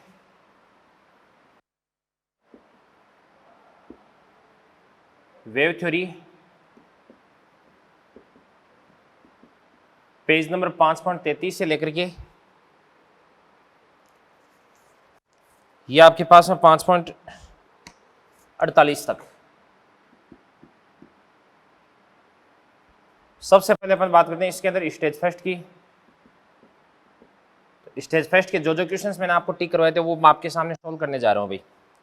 तो स्टेज फर्स्ट का सबसे पहला क्वेश्चन था आपके पास है क्वेश्चन नंबर 1। क्या कह रहा है देवदान से? हाइड्रोजन का गामा आपको दे रखा है, हीलियम का गामा आपको दे रखा है। मैं ध्वनि के वेगों का अनुपात क्या होगा यदि दोनों गैसें समान तापमान पर है? तो ध्यान से देखना है। देखो ध्वनि का वेग अपन जानते हैं v बराबर क्या होता है आपके पास है? गामा आर अपॉन mw का रूट होता है। दोनों का टेम्परेचर आपको बराबर दे रखा है, तो यहां से अपन क्या बोल सकते हैं भाई? Hydrogen v hydrogen upon V helium बराबर अंडर रूट का हाइड्रोजन का गामा कितना हो जाएगा भाई 7/5 और हीलियम का गामा कितना हो जाएगा, हीलियम का गामा 5/3। इसके बाद ऊपर हीलियम का मॉलिक्यूलर वेट कितना हो जाएगा आपके पास है 4 और हाइड्रोजन का मॉलिक्यूलर वेट कितना हो जाएगा आपके पास में 2। तो सॉल्व करते हैं तो क्या बन देखना, देखो 4/2 कितना हो जाएगा 2, ये 2 आ गया। 42/25 ठीक है ना, तो 42/25 तो आ जाएगा आराम से, कोई दिक्कत वाली बात ही नहीं है। 42/25 का रूट कितना होता है 5 होता है। थर्ड ऑप्शन आपका सही चला जाएगा। अब ध्यान से देखना, इसके बाद में बहुत ही आसान आसान क्वेश्चंस आपके सामने दे रखे हैं, तो आगे अपन बढ़ते हैं। अगला आपका क्वेश्चन है जो मेरे को सोल्व करवाना चाहिए, वो है क्वेश्चन नंबर 35।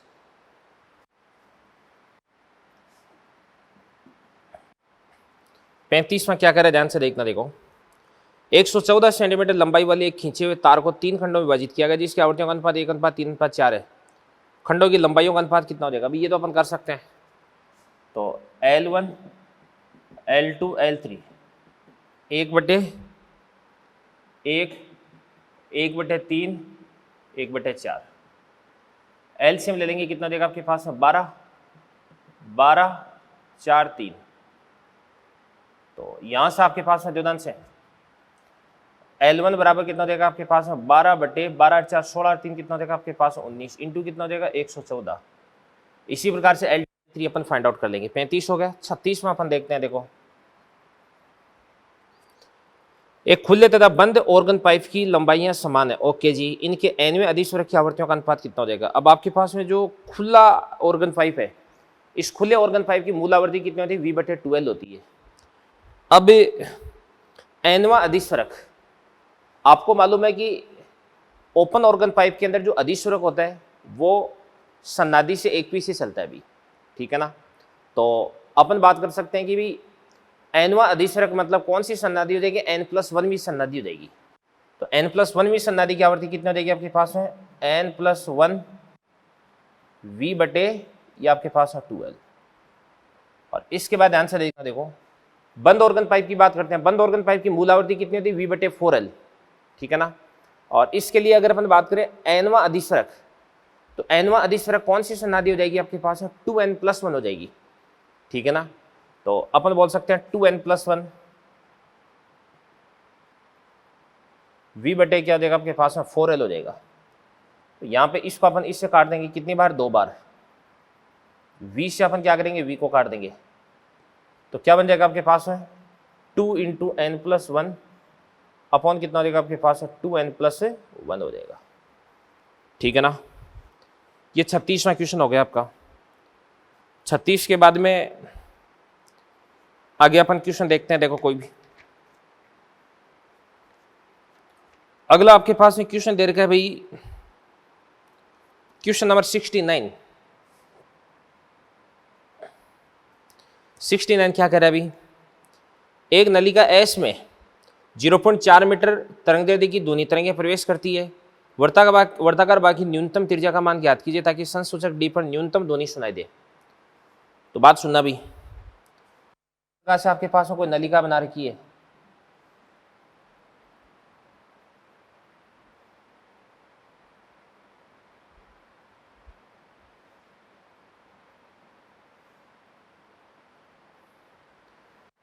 अब देखना ध्यान से, देखो इसकी जो त्रिज्या है वो कितनी हो जाएगी आपके पास में? R।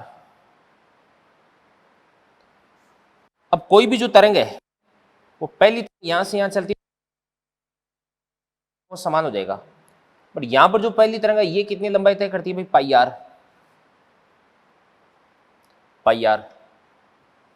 और ये वाली तरंग यहां से यहां चलती है तो ये कितनी दूरी तय करती है भाई? 2R। तो आपके पास में पथांतर डेल्टा बराबर, इसको अपन क्या बोल सकते हैं भाई? पाई माइनस का 2 × क्या देगा आपके पास? R हो जाएगा भाई। ये आपके पास में पथांतर हो गया। अब आपको बोला जा रहा है कि आपको न्यूनतम तीव्रता की ध्वनि चाहिए, यानी इसका मतलब विनाशी व्यतिकरण और विनाशी व्यतिकरण के लिए पथांतर वो कितना होना चाहिए, λ/2, ठीक है ना, 3 λ/2, 5 λ/2 ये होना चाहिए। तो न्यूनतम वो कितना होना चाहिए आपके पास में, तो λ/2, तो इसको अपन बोलेंगे λ/2। अब यहां पर आपके पास में लेमडा कितना देर का है, बताओ 0.4 देर का है, तो 0.4/2 कितना हो जाएगा, 0.2 हो जाएगा, 0.2। तो यहां से आपके पास आर बराबर कितना हो जाएगा, 0.2/π-2, पाई कितना होता है 3.14 माइनस कितना हो जाएगा 2, तो 1.14 आ जाएगा। अभी इसको सोल्व कर देना, आंसर आ जाएगा। क्वेश्चन नंबर आपका 69 था भाई। 69 के बाद में अगला क्वेश्चन अपन देखते हैं। अगला क्वेश्चन इसी स्टेज के अंदर क्वेश्चन नंबर 81 नंबर अपन क्वेश्चन देख रहे हैं, ध्यान से देखना। देखो 81 क्या कर रहा है, दो फैक्ट्रियां अपने सायरन 800 हर्ट्ज पर बजाती है भाई, और यदि व्यक्ति एक फैक्ट्री से दूसरी फैक्ट्री की ओर 2 मीटर पर सेकंड की चाल से जाता है, ध्वनि का वेग 320 मीटर पर सेकंड है, एक सेकंड में व्यक्ति द्वारा सुने के 20 पंतों की संख्या क्या हो जाएगी। ध्यान से देखना। देखो ये तो आपके पास है फैक्ट्री F1 है और ये आपके पास है फैक्ट्री F2 है। यहाँ पर कोई आदमी है जो कि इस प्रकार से इस फैक्ट्री से इस फैक्ट्री की तरफ भागा जा रहा है, इसकी जो चाल है वो कितनी है आपके पास में भाई, 2 मीटर पर सेकेंड, और इसकी जो आवृत्ति है वो कितना देगी, 800 हर्ट्ज।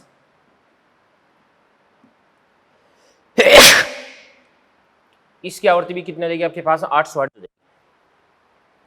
तो इसकी आवृत्ति इसको कितनी सुनाई देगी भाई, ये आपके पास n1 बराबर कितना देगा n, 800 इंटू ध्वनि का वेग कितना आपके पास है 320, तो 320 ऊपर 320 नीचे। यहाँ पर सोर्स तो आपका रेस्ट में है, बट जो ऑब्जर्वर है वो 2 से दूर की तरफ जा रहा है, तो आवृत्ति घटेगी ना, तो इस स्थिति में -2 कर देंगे अपन, ठीक है ना।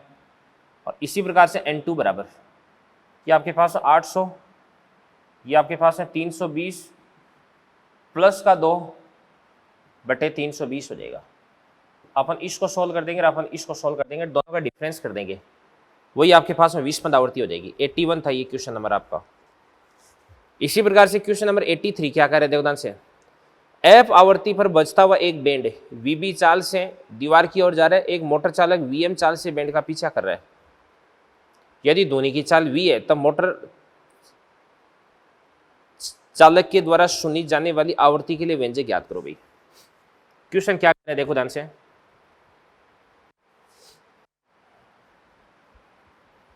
एक बार अपन सिचुएशन को समझते हैं। सबसे पहले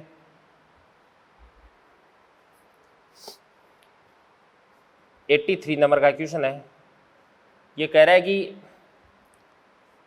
एफ आवृत्ति बजा हुआ एक बैंड वीबी चाल से दीवार की ओर चल रहा है। ये कोई दीवार है और ये कोई बैंड है,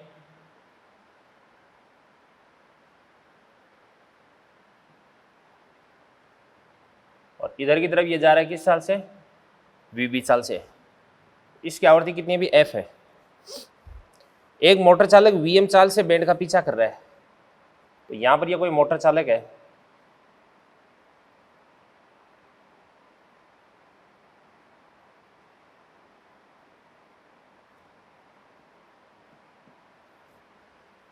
वीएम चाल से क्या कर रहा है अभी, इसका पीछा कर रहा है। यदि ध्वनि की चाल कितने भी वी है तब मोटर चालक के द्वारा सुनी जाने वाली आवृत्ति के लिए व्यंजक व्युत्पन्न करो भाई। आवृत्ति, तो ये तो आवृत्ति पूछ रहा है मेरे हिसाब से। इसके अंदर आवृत्ति तो यहाँ पे 2 आवृत्तियां आएगी इसके पास में, तो आवृत्ति का तो यहाँ पे कौन सी आवृत्ति पूछी जा रही है ये अपने को बोला ही नहीं जा रहा। तो इसको एक बार अपन चेक कर लेते हैं, फिर क्वेश्चन में करेक्शन करवा दूंगा मैं। सुनो ध्यान से देखना। देखो देखिए सबसे पहले इस क्वेश्चन की सिचुएशन को अपन समझते हैं। देखो एक तो ये जो बैंड है ये एफ आवृत्ति बजा रहा है, तो इससे एक तो डायरेक्टली जो आवाज है ना इस ड्राइवर के पास में आएगी, और एक इसकी जो आवाज है ना वो तो जाएगी कहां तक, ध्यान से देखना। तो इस प्रकार से दीवार तक, दीवार से टकराएगी और दीवार से टकरा करके परावर्तित होकर के इस प्रकार से इस तक आएगी। इसके पास में 2 आवृत्तियां आने वाली है भाई। इसको तो अपन क्या बोलेंगे भाई, फर्स्ट, और इसको अपन बोलेंगे सेकंड बोलेंगे। इन दोनों का जो डिफरेंस है वही आपके पास में 20 पंद आवृत्ति हो जाएगी, ठीक है ना। तो सबसे पहले सुनते हैं, सबसे पहले अपन देखते हैं इसके लिए।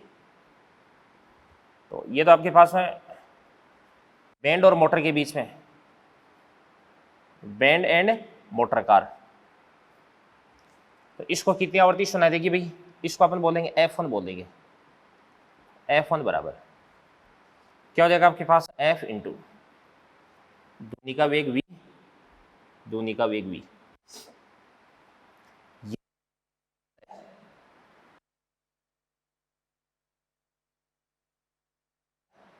तो दूरी घटा रहा है, आवृत्ति बढ़ा रहा है, तो प्लस क्या हो जाएगा आपके पास? Vm। और ये ध्यान से देखना, देखो ये भी दूर की तरफ जा रहा है, तो ये दूरी बढ़ा रहा है, आवृत्ति घटा रहा है, तो प्लस क्या हो जाएगा आपके पास? है Vb। ये तो इसका काम हो गया अभी।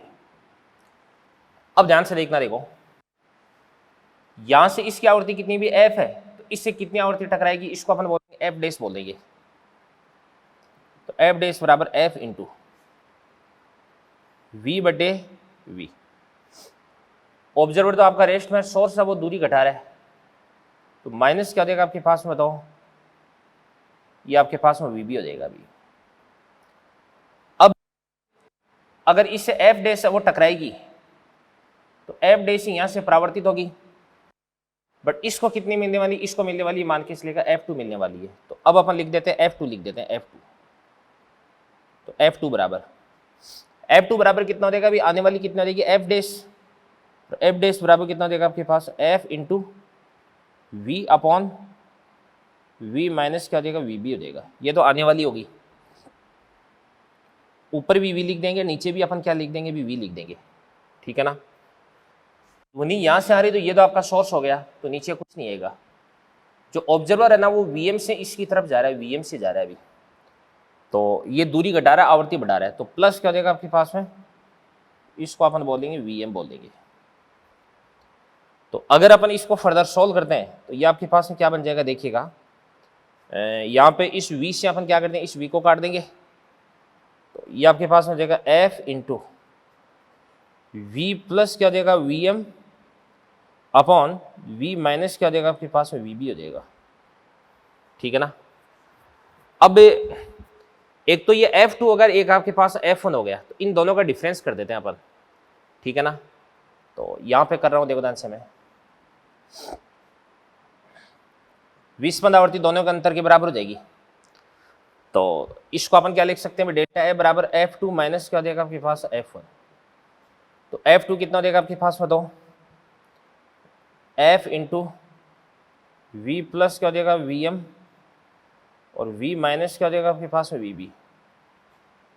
और माइनस F1 बराबर कितना हो जाएगा? F और इसके बाद में V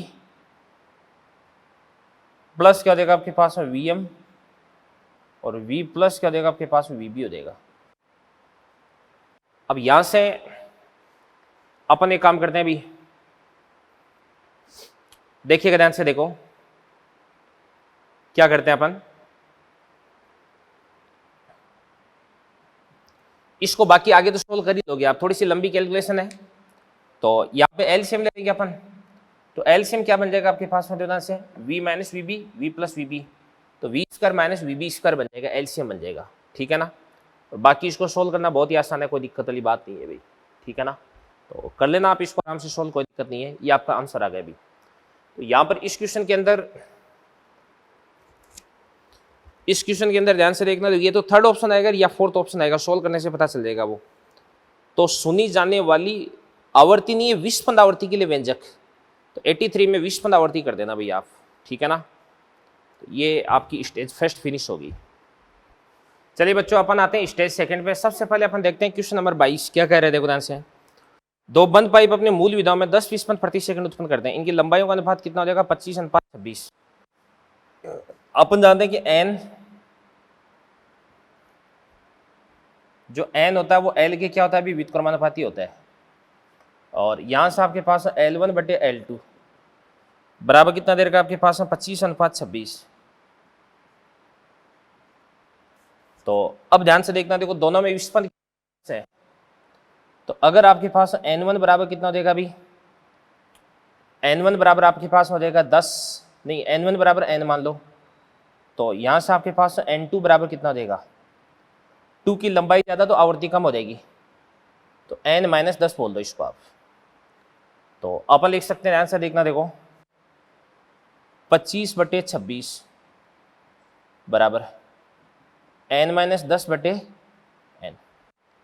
क्रॉस मल्टीप्लाई करके n की वैल्यू फाइंड आउट कर लेना और n-10 की वैल्यू फाइंड आउट कर लेना। 22वां क्वेश्चन फिनिश हो गया। 22वें के बाद में अगला क्वेश्चन अपना 29 क्या कह रहा है, ध्यान से देखना, देखो ध्वनि तरंगे दो रास्ते से जा रही है, एक तो सीधे पथ से तथा दूसरा अर्धवृत्त से जिसकी त्रिज्या r है, जैसा कि चित्र में दर्शाया गया है।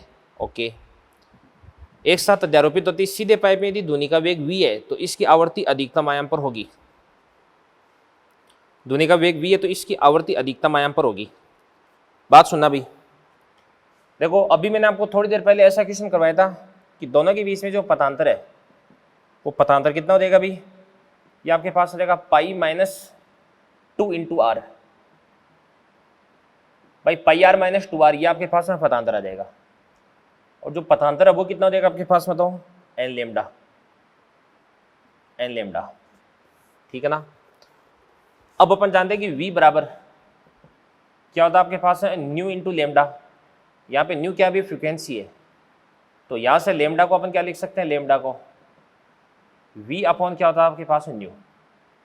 इसको अपन लिख सकते हैं π-2 इंटू क्या हो जाएगा आपके पास r बराबर n, लेमडा को अपन क्या बोलेंगे, v अपॉन, ये आपके पास न्यू हो गया अभी।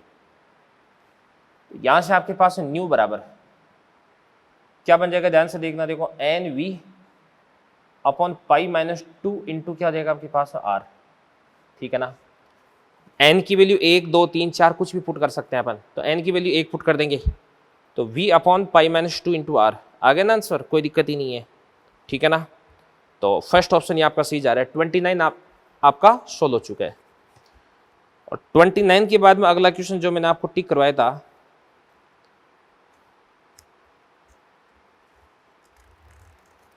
ये कौन सा क्वेश्चन है, अगला क्वेश्चन मैंने आपको टिक करवाया था 59। अब 29 और 59 के बीच में भी कई अच्छे क्वेश्चन हो सकते हैं, वो आपको ट्राई करने हैं भी, सारे क्वेश्चन नहीं करवा सकते भी, ठीक है ना। तो क्वेश्चन नंबर 59 देखते हैं अपन। देखो, किसी अस्पताल में ऊतकों के ट्यूमरों का पता लगाने के लिए पराश्रव्य स्कैनर का उपयोग किया जाता है। उस ऊतक में ध्वनि की तरंग दैर्ध्य कितनी है, जिसमें ध्वनि की चाल कितनी हो जाएगी भी, भाई आपको v दे रखा है और यहाँ पे फ्रिक्वेंसी आवृत्ति दे रखी है, तो चाल ज्ञात करनी है भी आपको।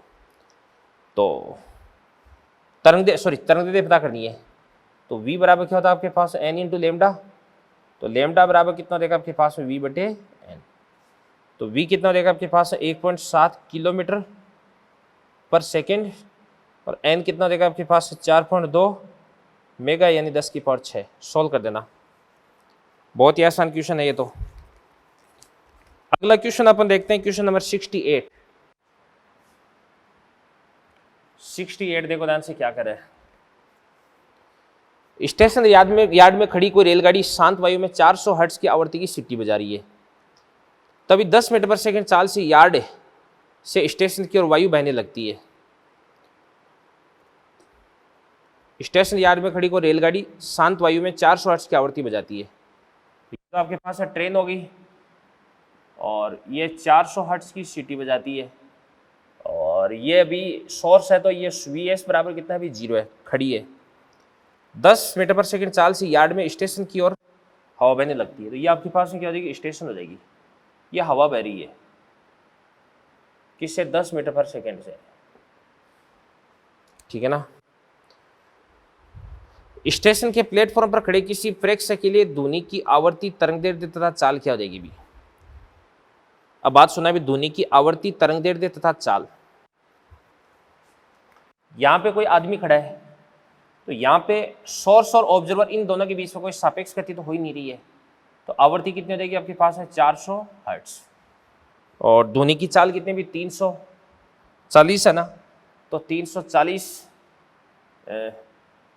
तरंग दैर्ध्य कितनी हो जाएगी, तरंग दैर्ध्य हो जाएगी आपके पास है लेमडा बराबर v बराबर n लेमडा होता है ना, तो लेमडा बराबर कितना देगा आपके पास में, v बटे n।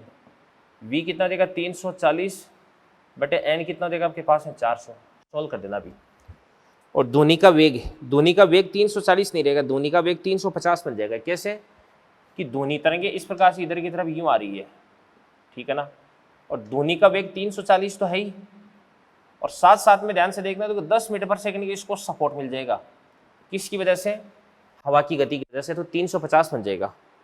ये आपका क्वेश्चन नंबर था 68। और 68 के बाद में अपन आते हैं सीधा कौन सी स्टेज सेकंड पे, स्टेज थर्ड पे आते हैं अभी। स्टेज थर्ड, स्टेज थर्ड का सबसे पहले क्वेश्चन नंबर 1 देखते हैं अपन। एंकर से रंगों के बीच की दूरी कितनी? भी इस प्रकार से लहरें बनती है। दो क्रमागत सुरंगों के बीच की दूरी क्या कहलाती है? लेमडा। तो लेमडा बराबर कितनी हो जाएगी? 100 मीटर, ठीक है ना।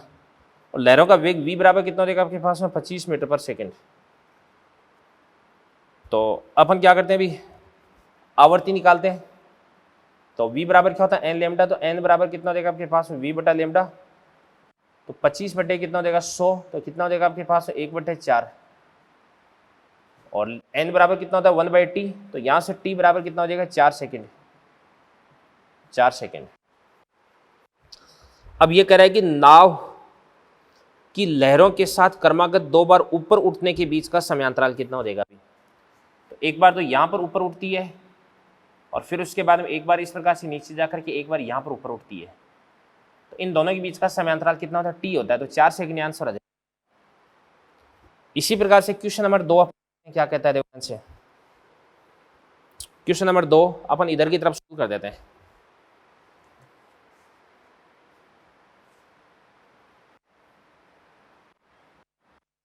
इधर की तरफ जगह बना देते हैं अपन।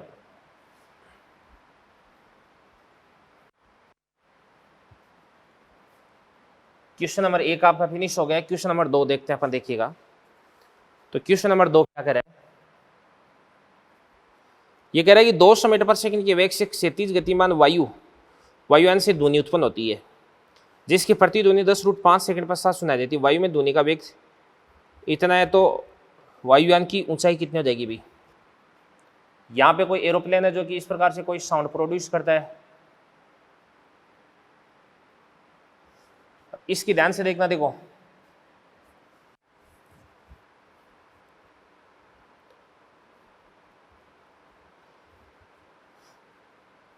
जिसकी प्रति ध्वनि 10√5 सेकंड पश्चात सुनाई देती है।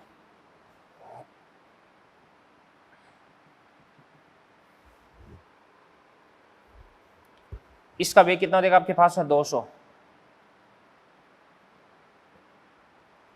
और अब ध्यान से देखना, तो इससे ध्वनि इस प्रकार से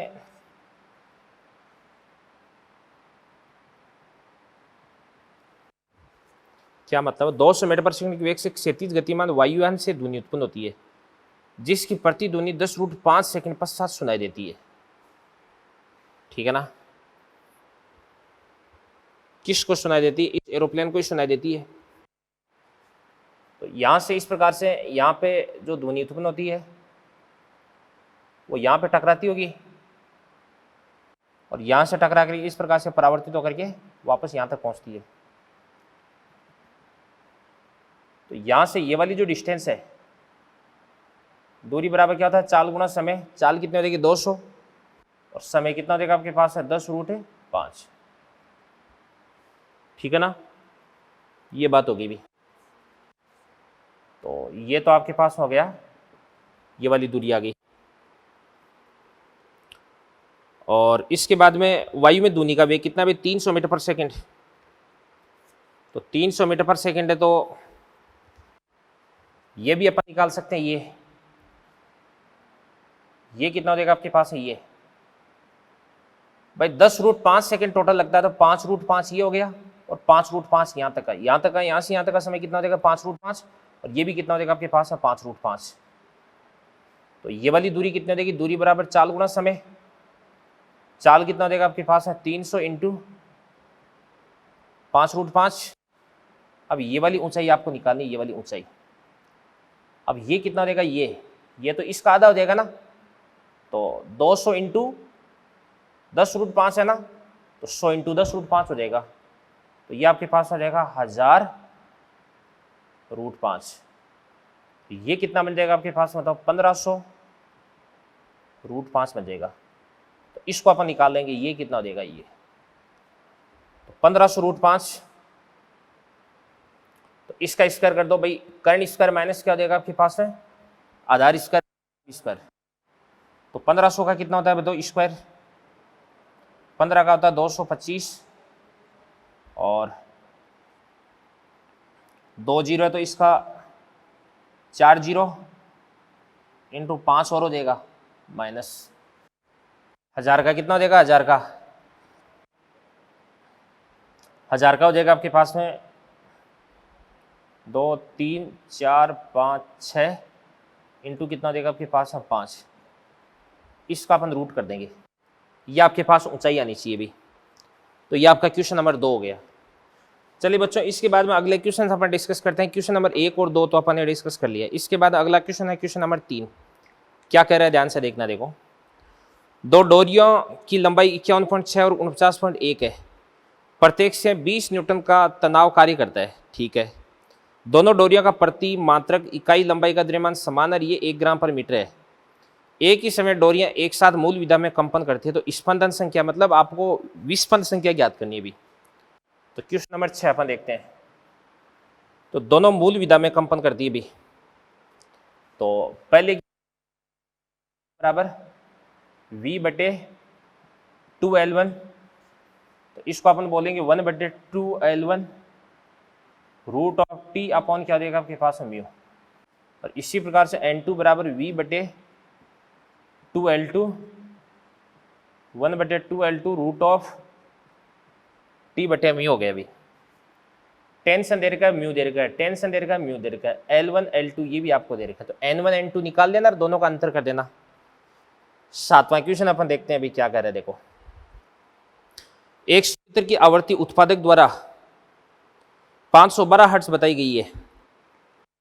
इसका सही दोलित्र से परीक्षण करने पर यह ज्ञात होता है कि जब दोलित्र 514 हर्ट्ज का पाठ्यांक देता है तो यह सूत्र 2 हर्ट्ज का विस्पंद उत्पन्न करता है, लेकिन जब दोलित्र 510 हर्ट्ज का पाठ देता है तब सूत्र 6 विस्पंद उत्पन्न करता है। बात सुनना भी, 514 के साथ में तो कितना भी 2 का अंतर देता है। एक तो 510 है, एक तो 510 हर्ट्ज और एक आपके पास में 514। ठीक है ना। तो 510 के साथ में तो कितना भी 6 का अंतर देता है और 514 के साथ में कितने का भी 2 का देता है। तो वास्तव में जो आवृत्ति वो कितनी हो जाएगी आपके पास में 516 हो जाएगी। सीधा सीधा समझ में आ रहा है, क्योंकि इसके साथ में इसका अंतर 6 का, इसके साथ में इसका अंतर कितने का है 2 का। तो 516 हर्ट्ज इसका आंसर आ जाएगा। ठीक है ना। इसके बाद अगला क्वेश्चन अपन देख, आपके पास में 23वां क्वेश्चन अपन देखने जा रहे हैं। यहां पे देखो 23वां क्वेश्चन 23। एक्स एक्स पर स्थित 2 बिंदु, एक तो आपके पास माइनस का लेमडा √11/6 0 0 0 ये पर 3 कलासमन स्रोत है जो तरंग दे लेमडा की ध्वनि उत्पन्न करते हैं। सभी स्रोत से बिंदु पहुंचने वाली तीव्रता का मान कितना भी I0 है। तो इस बिंदु पर तरंगों की अध्यारोपण के कारण परिणामी तीव्रता का मान कितना हो जाएगा। अभी बात सुनो भी,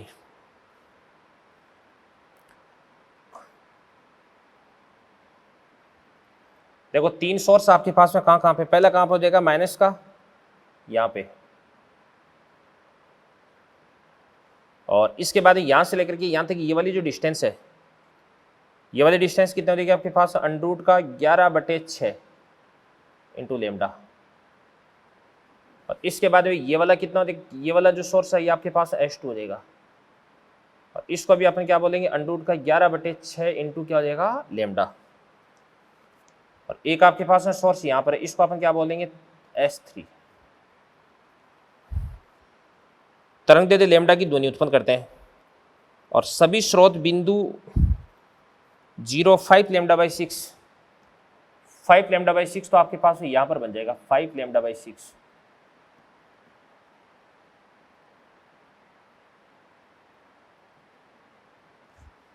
तो तीव्रता का मान कितना हो जाएगा, आई नोट हो जाएगा। तो बिंदु पर अध्यारोपण के कारण परिणामी तीव्रता का मान आपको बताना है अभी, ठीक है ना। तो ये अपन बताते हैं, देखो ध्यान से कैसे बता सकते हैं अपन कि एक तो आपके पास एस, एक आपके पास H2 हो गया, S1 और H2, इन दोनों के बीच में जो कलांतर है वो कितना हो जाएगा अभी, इन दोनों के बीच में पथांतर 0 देगा अभी भाई। ये मान लो आपके पास में पॉइंट P हो गया, तो यहाँ पर आपके पास S1P बराबर क्या हो जाएगा आपके पास H2P। इस कारण से इन दोनों के बीच में जो पथांतर है वो कितना हो जाएगा 0। अब अपन एक काम करते हैं अभी, इसके पथ की लंबाई और इसके पथ की लंबाई में अंतर निकालते हैं।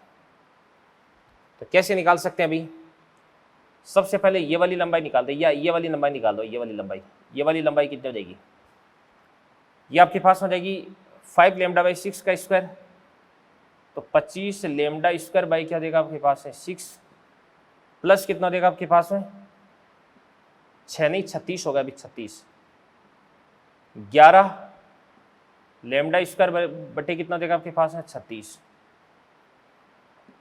25 और 11 36, 36 बटे 36 लैम्डा स्क्वायर का क्या हो जाएगा आपके पास है लैम्डा। ये आपके पास में कितना हो जाएगा अभी, लैम्डा हो जाएगा लैम्डा। सुनना ध्यान से देखना, देखो यहां से जो तरंग चलती है उसकी लंबाई, ये वाली लंबाई कितनी हो जाएगी आपके पास है लैम्डा, और ये कितना हो जाएगी आपके पास है 5 लैम्डा बाई 6। तो लैम्डा और 5 लैम्डा बाई 6 इन दोनों के बीच में भाई अपन बोल सकते हैं S1 तथा S3 में पथांतर बराबर, S1 की लंबाई कितना देगी लैम्डा, और इसकी लंबाई कितना देगी आपके पास है 5 लैम्डा बाई 6, तो ये आपके पास में क्या देगा लैम्डा बाई 6 हो जाएगा। और कलांतर की अगर अपन बात करते हैं, कलांतर बराबर कितना होता है आपके पास में 2 पाई बटे लैम्डा इंटू पथांतर, तो कितना हो जाएगा लैम्डा बाई 6, लैम्डा से लैम्डा को काट दो तो ये आपके पास में पाई बाई 3 आ जाएगा अभी। अब अपन क्या करते हैं, इसका फेजर डायग्राम बनाते हैं। कैसे फेजर डायग्राम बना सकते हैं, देखो यहां पे अपन ऐसे बोल सकते हैं कि S1 और S3 ये दोनों, इन दोनों की डायरेक्शन तो सेम है भाई, इन दोनों की तो कला क्या हो जाएगी, समान हो जाएगी। सॉरी S1 और S2, जो S3 है इसकी कला इसके साथ में कितने हो जाएगी भी पाई बाई 3। पाई बाई 3 कितना होता है अभी 60 डिग्री होता है, तो इसको अपन 60 डिग्री एंगल पे बना देंगे, तो ये आपके पास 60 डिग्री हो गया अभी। तो ये आपके पास में क्या हो जाएगा अभी S3 हो जाएगा। अब इसकी जो तीव्रता है वो भी कितनी हो जाएगी आपके पास आई नॉट, इसकी तीव्रता भी आई नॉट, और इसकी तीव्रता भी कितनी हो जाएगी आपके पास आई नॉट। तो ये आपके पास में, तो इन दोनों रिजल्टेंट तो कितना हो जाएगा आपके पास में 4 आई नॉट हो जाएगा। कितना हो जाएगा 4 आई नॉट, ठीक है ना। तो ये अपन एक काम और कर सकते हैं, आयाम से भी अपन इस आयाम से मान लो इसका आयाम कितना हो जाएगा आपके पास A, और इसका आयाम भी कितना हो जाएगा आपके पास A।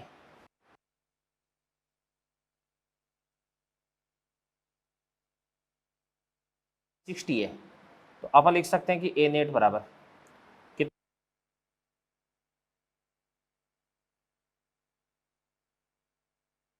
+2, ये आपके पास में A1 A2, तो A1 कितना हो जाएगा 2A इंटू A, तो क्या बन जाएगा आपके पास 2A स्क्वायर, और cos 60 कितना होता है आपके पास 1/2।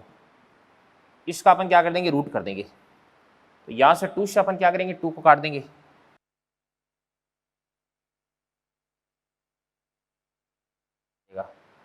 तो यहाँ से आपके पास A नेट बराबर क्या हो जाएगा, और अपन जानते हैं परिणामी तीव्रता I डायरेक्टली प्रोपोर्शनल क्या होता है आपके पास A नेट का स्क्वायर, तो बराबर कितना हो जाएगा आपके पास 7A स्क्वायर, तो ये आपके पास 7I नॉट आना चाहिए, 7I नॉट आगे ना आंसर। और 23 के बाद में अगला क्वेश्चन अपन डिस्कस करने जा रहे हैं 24। तो देखो ध्यान से 24 क्या कह रहे हैं,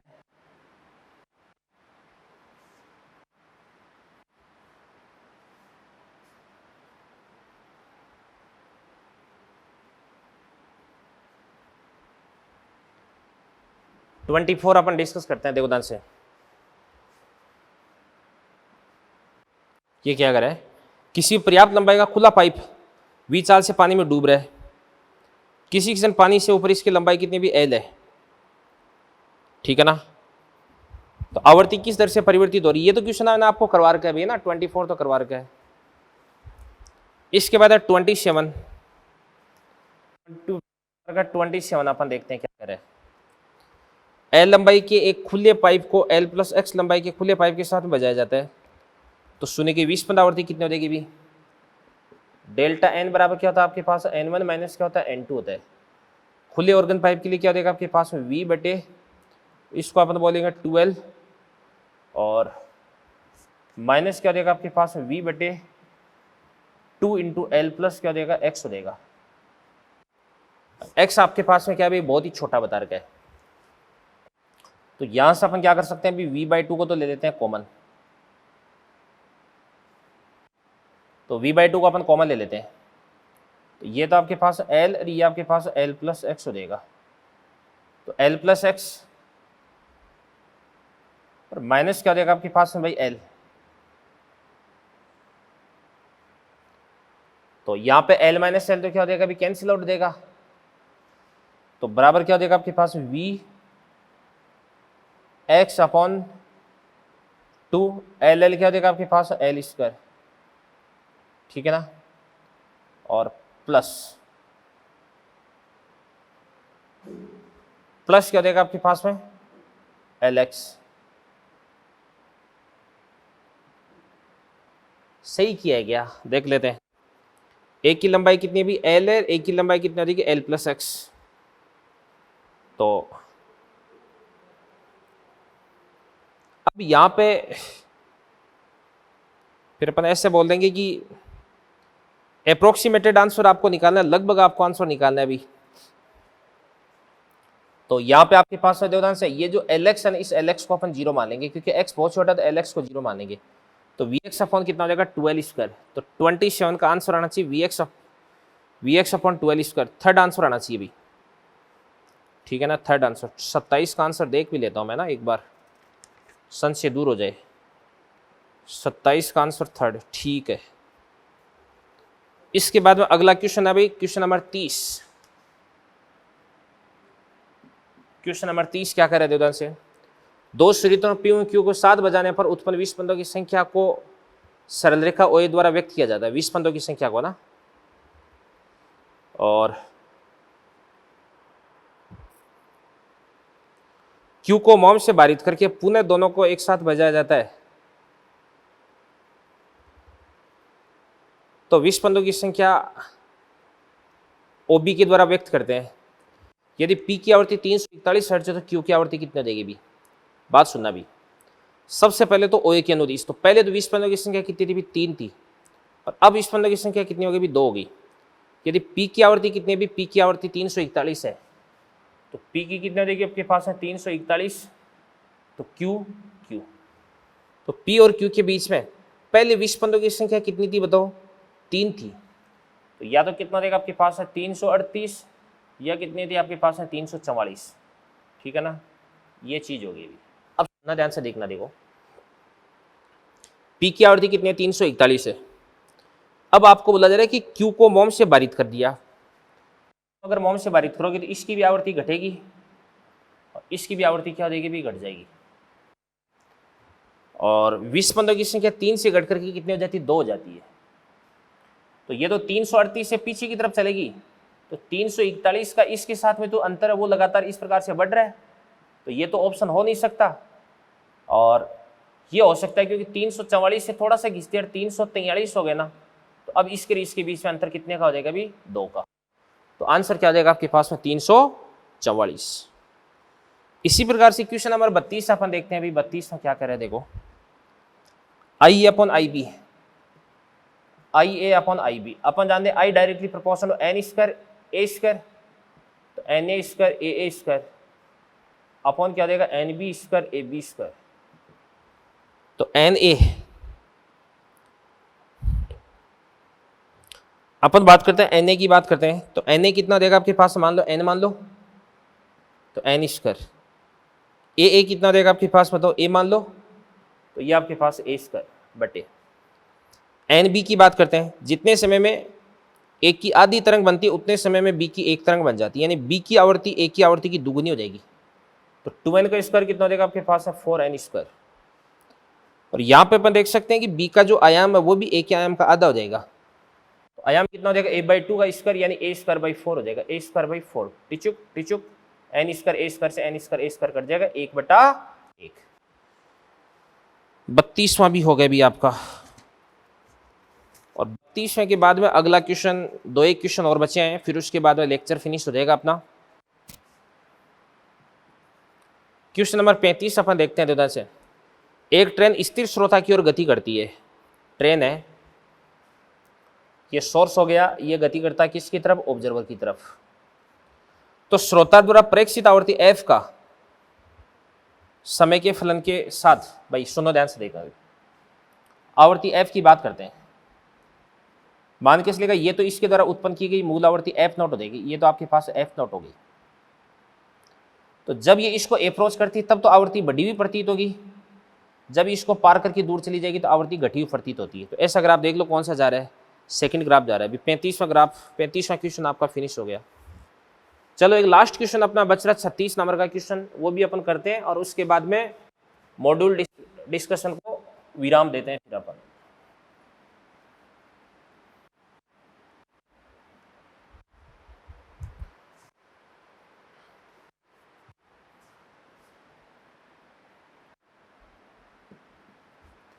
तीसवां देखो ध्यान से,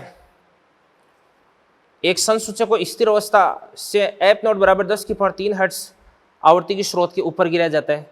संसूचक द्वारा टी समय पर प्रेक्षित आवृत्ति को ग्राफ से दर्शाया जाता है, तो हवा में ध्वनि की चाल कितनी देगी भी। तो बात सुनना भाई, ऐसा है कि टी बराबर 30 पर संसूचक यानी सोर्स है, सोर्स को हो गया, तो t बराबर 30 पर इसका v बराबर कितना दे u plus A T, you कितना देगा 0 प्लस a कितना आपके पास है 10 और t कितना देगा आपके पास है 30, तो इसका वेग कितना देगा आपके पास है 300 मीटर पर सेकंड हो गया अभी। तो हवा में ध्वनि की चाल ज्ञात करनी है। और t बराबर 30 पर प्रेक्षित आवृत्ति कितना देगा आपके पास है 2000, तो n डेज बराबर कितना देगा आपके पास है 2000 बराबर n कितना देगा आपके पास है 1000। ध्वनि का वेग आपको मालूम करना है तो v लिख देते हैं, आपका रेस्ट में, और किससे भी 30 से 300 से, तो माइनस क्या देगा आपके पास है 300, माइनस 300 देगा क्या भाई। ये सोर्स है ना, ये पास में आ रहा है तो दूरी घट रही तो आवृत्ति बढ़ेगी, तो आवृत्ति बढ़ने के लिए यहाँ पे माइनस का साइन लगा देंगे। सोल्व करके आप v की वैल्यू तो फाइंड आउट कर ही सकते हो। तो बच्चों ये आपका वेव थ्योरी का मॉड्यूल अपन ने कंप्लीट डिस्कस कर लिया है। वेव थ्योरी और फ्लूइड मैकेनिक्स का मॉड्यूल अपन ने इस लेक्चर में डिस्कस किया है। तो काफ़ी सारे क्वेश्चंस अपने को सोल्व करने थे, ठीक है ना। अब वेव थ्योरी की जो थ्योरी है उस थ्योरी के दौरान और फ्लूइड मैकेनिक्स की थ्योरी के दौरान मैंने आपको काफ़ी सारे क्वेश्चंस कवर अप करवा दिए हैं, बहुत सारे क्वेश्चंस आपको करवाए। और अगर आप नीट का पेपर उठा के देखते हैं तो आपको खुद को ये रियलाइज होगा कि अपन जो भी पढ़ रहे हैं वो मोर देन सफिशिएंट है, ठीक है। नीट का पेपर अगर टफ से भी टफ आ जाए ना तो भी ये मान लो कि अपनी कॉपी, ये बात तो खैर कहना थोड़ा सा मतलब गलत होगा, बट ये मान लो कि जो भी चीज़ें पढ़ाई है वो आपकी कॉपी के आसपास ही रहेगी भी, ठीक है ना। एग्जैक्ट डिट्टो क्वेश्चन की गारंटी तो नहीं होती, बट कंसेप्ट कभी भी बाहर नहीं आएगा भी, ठीक है ना बच्चों। तो एकदम बिल्कुल आपको जो एग्जाम ओरिएंटेड चीज़ है वही पढ़नी है भी आपको, ठीक है ना। ऐसा नहीं कि फालतू की अनस्टैंड की चीज़ें अपन पढ़ रहे हैं और ग्राउंड से अपनी जो कनेक्टिविटी है वो कट रही है, ठीक है ना। तो फिर मिलते हैं अगले माइनर में। Thank you very much, all the best, अच्छे से माइनर पेपर दो भाई।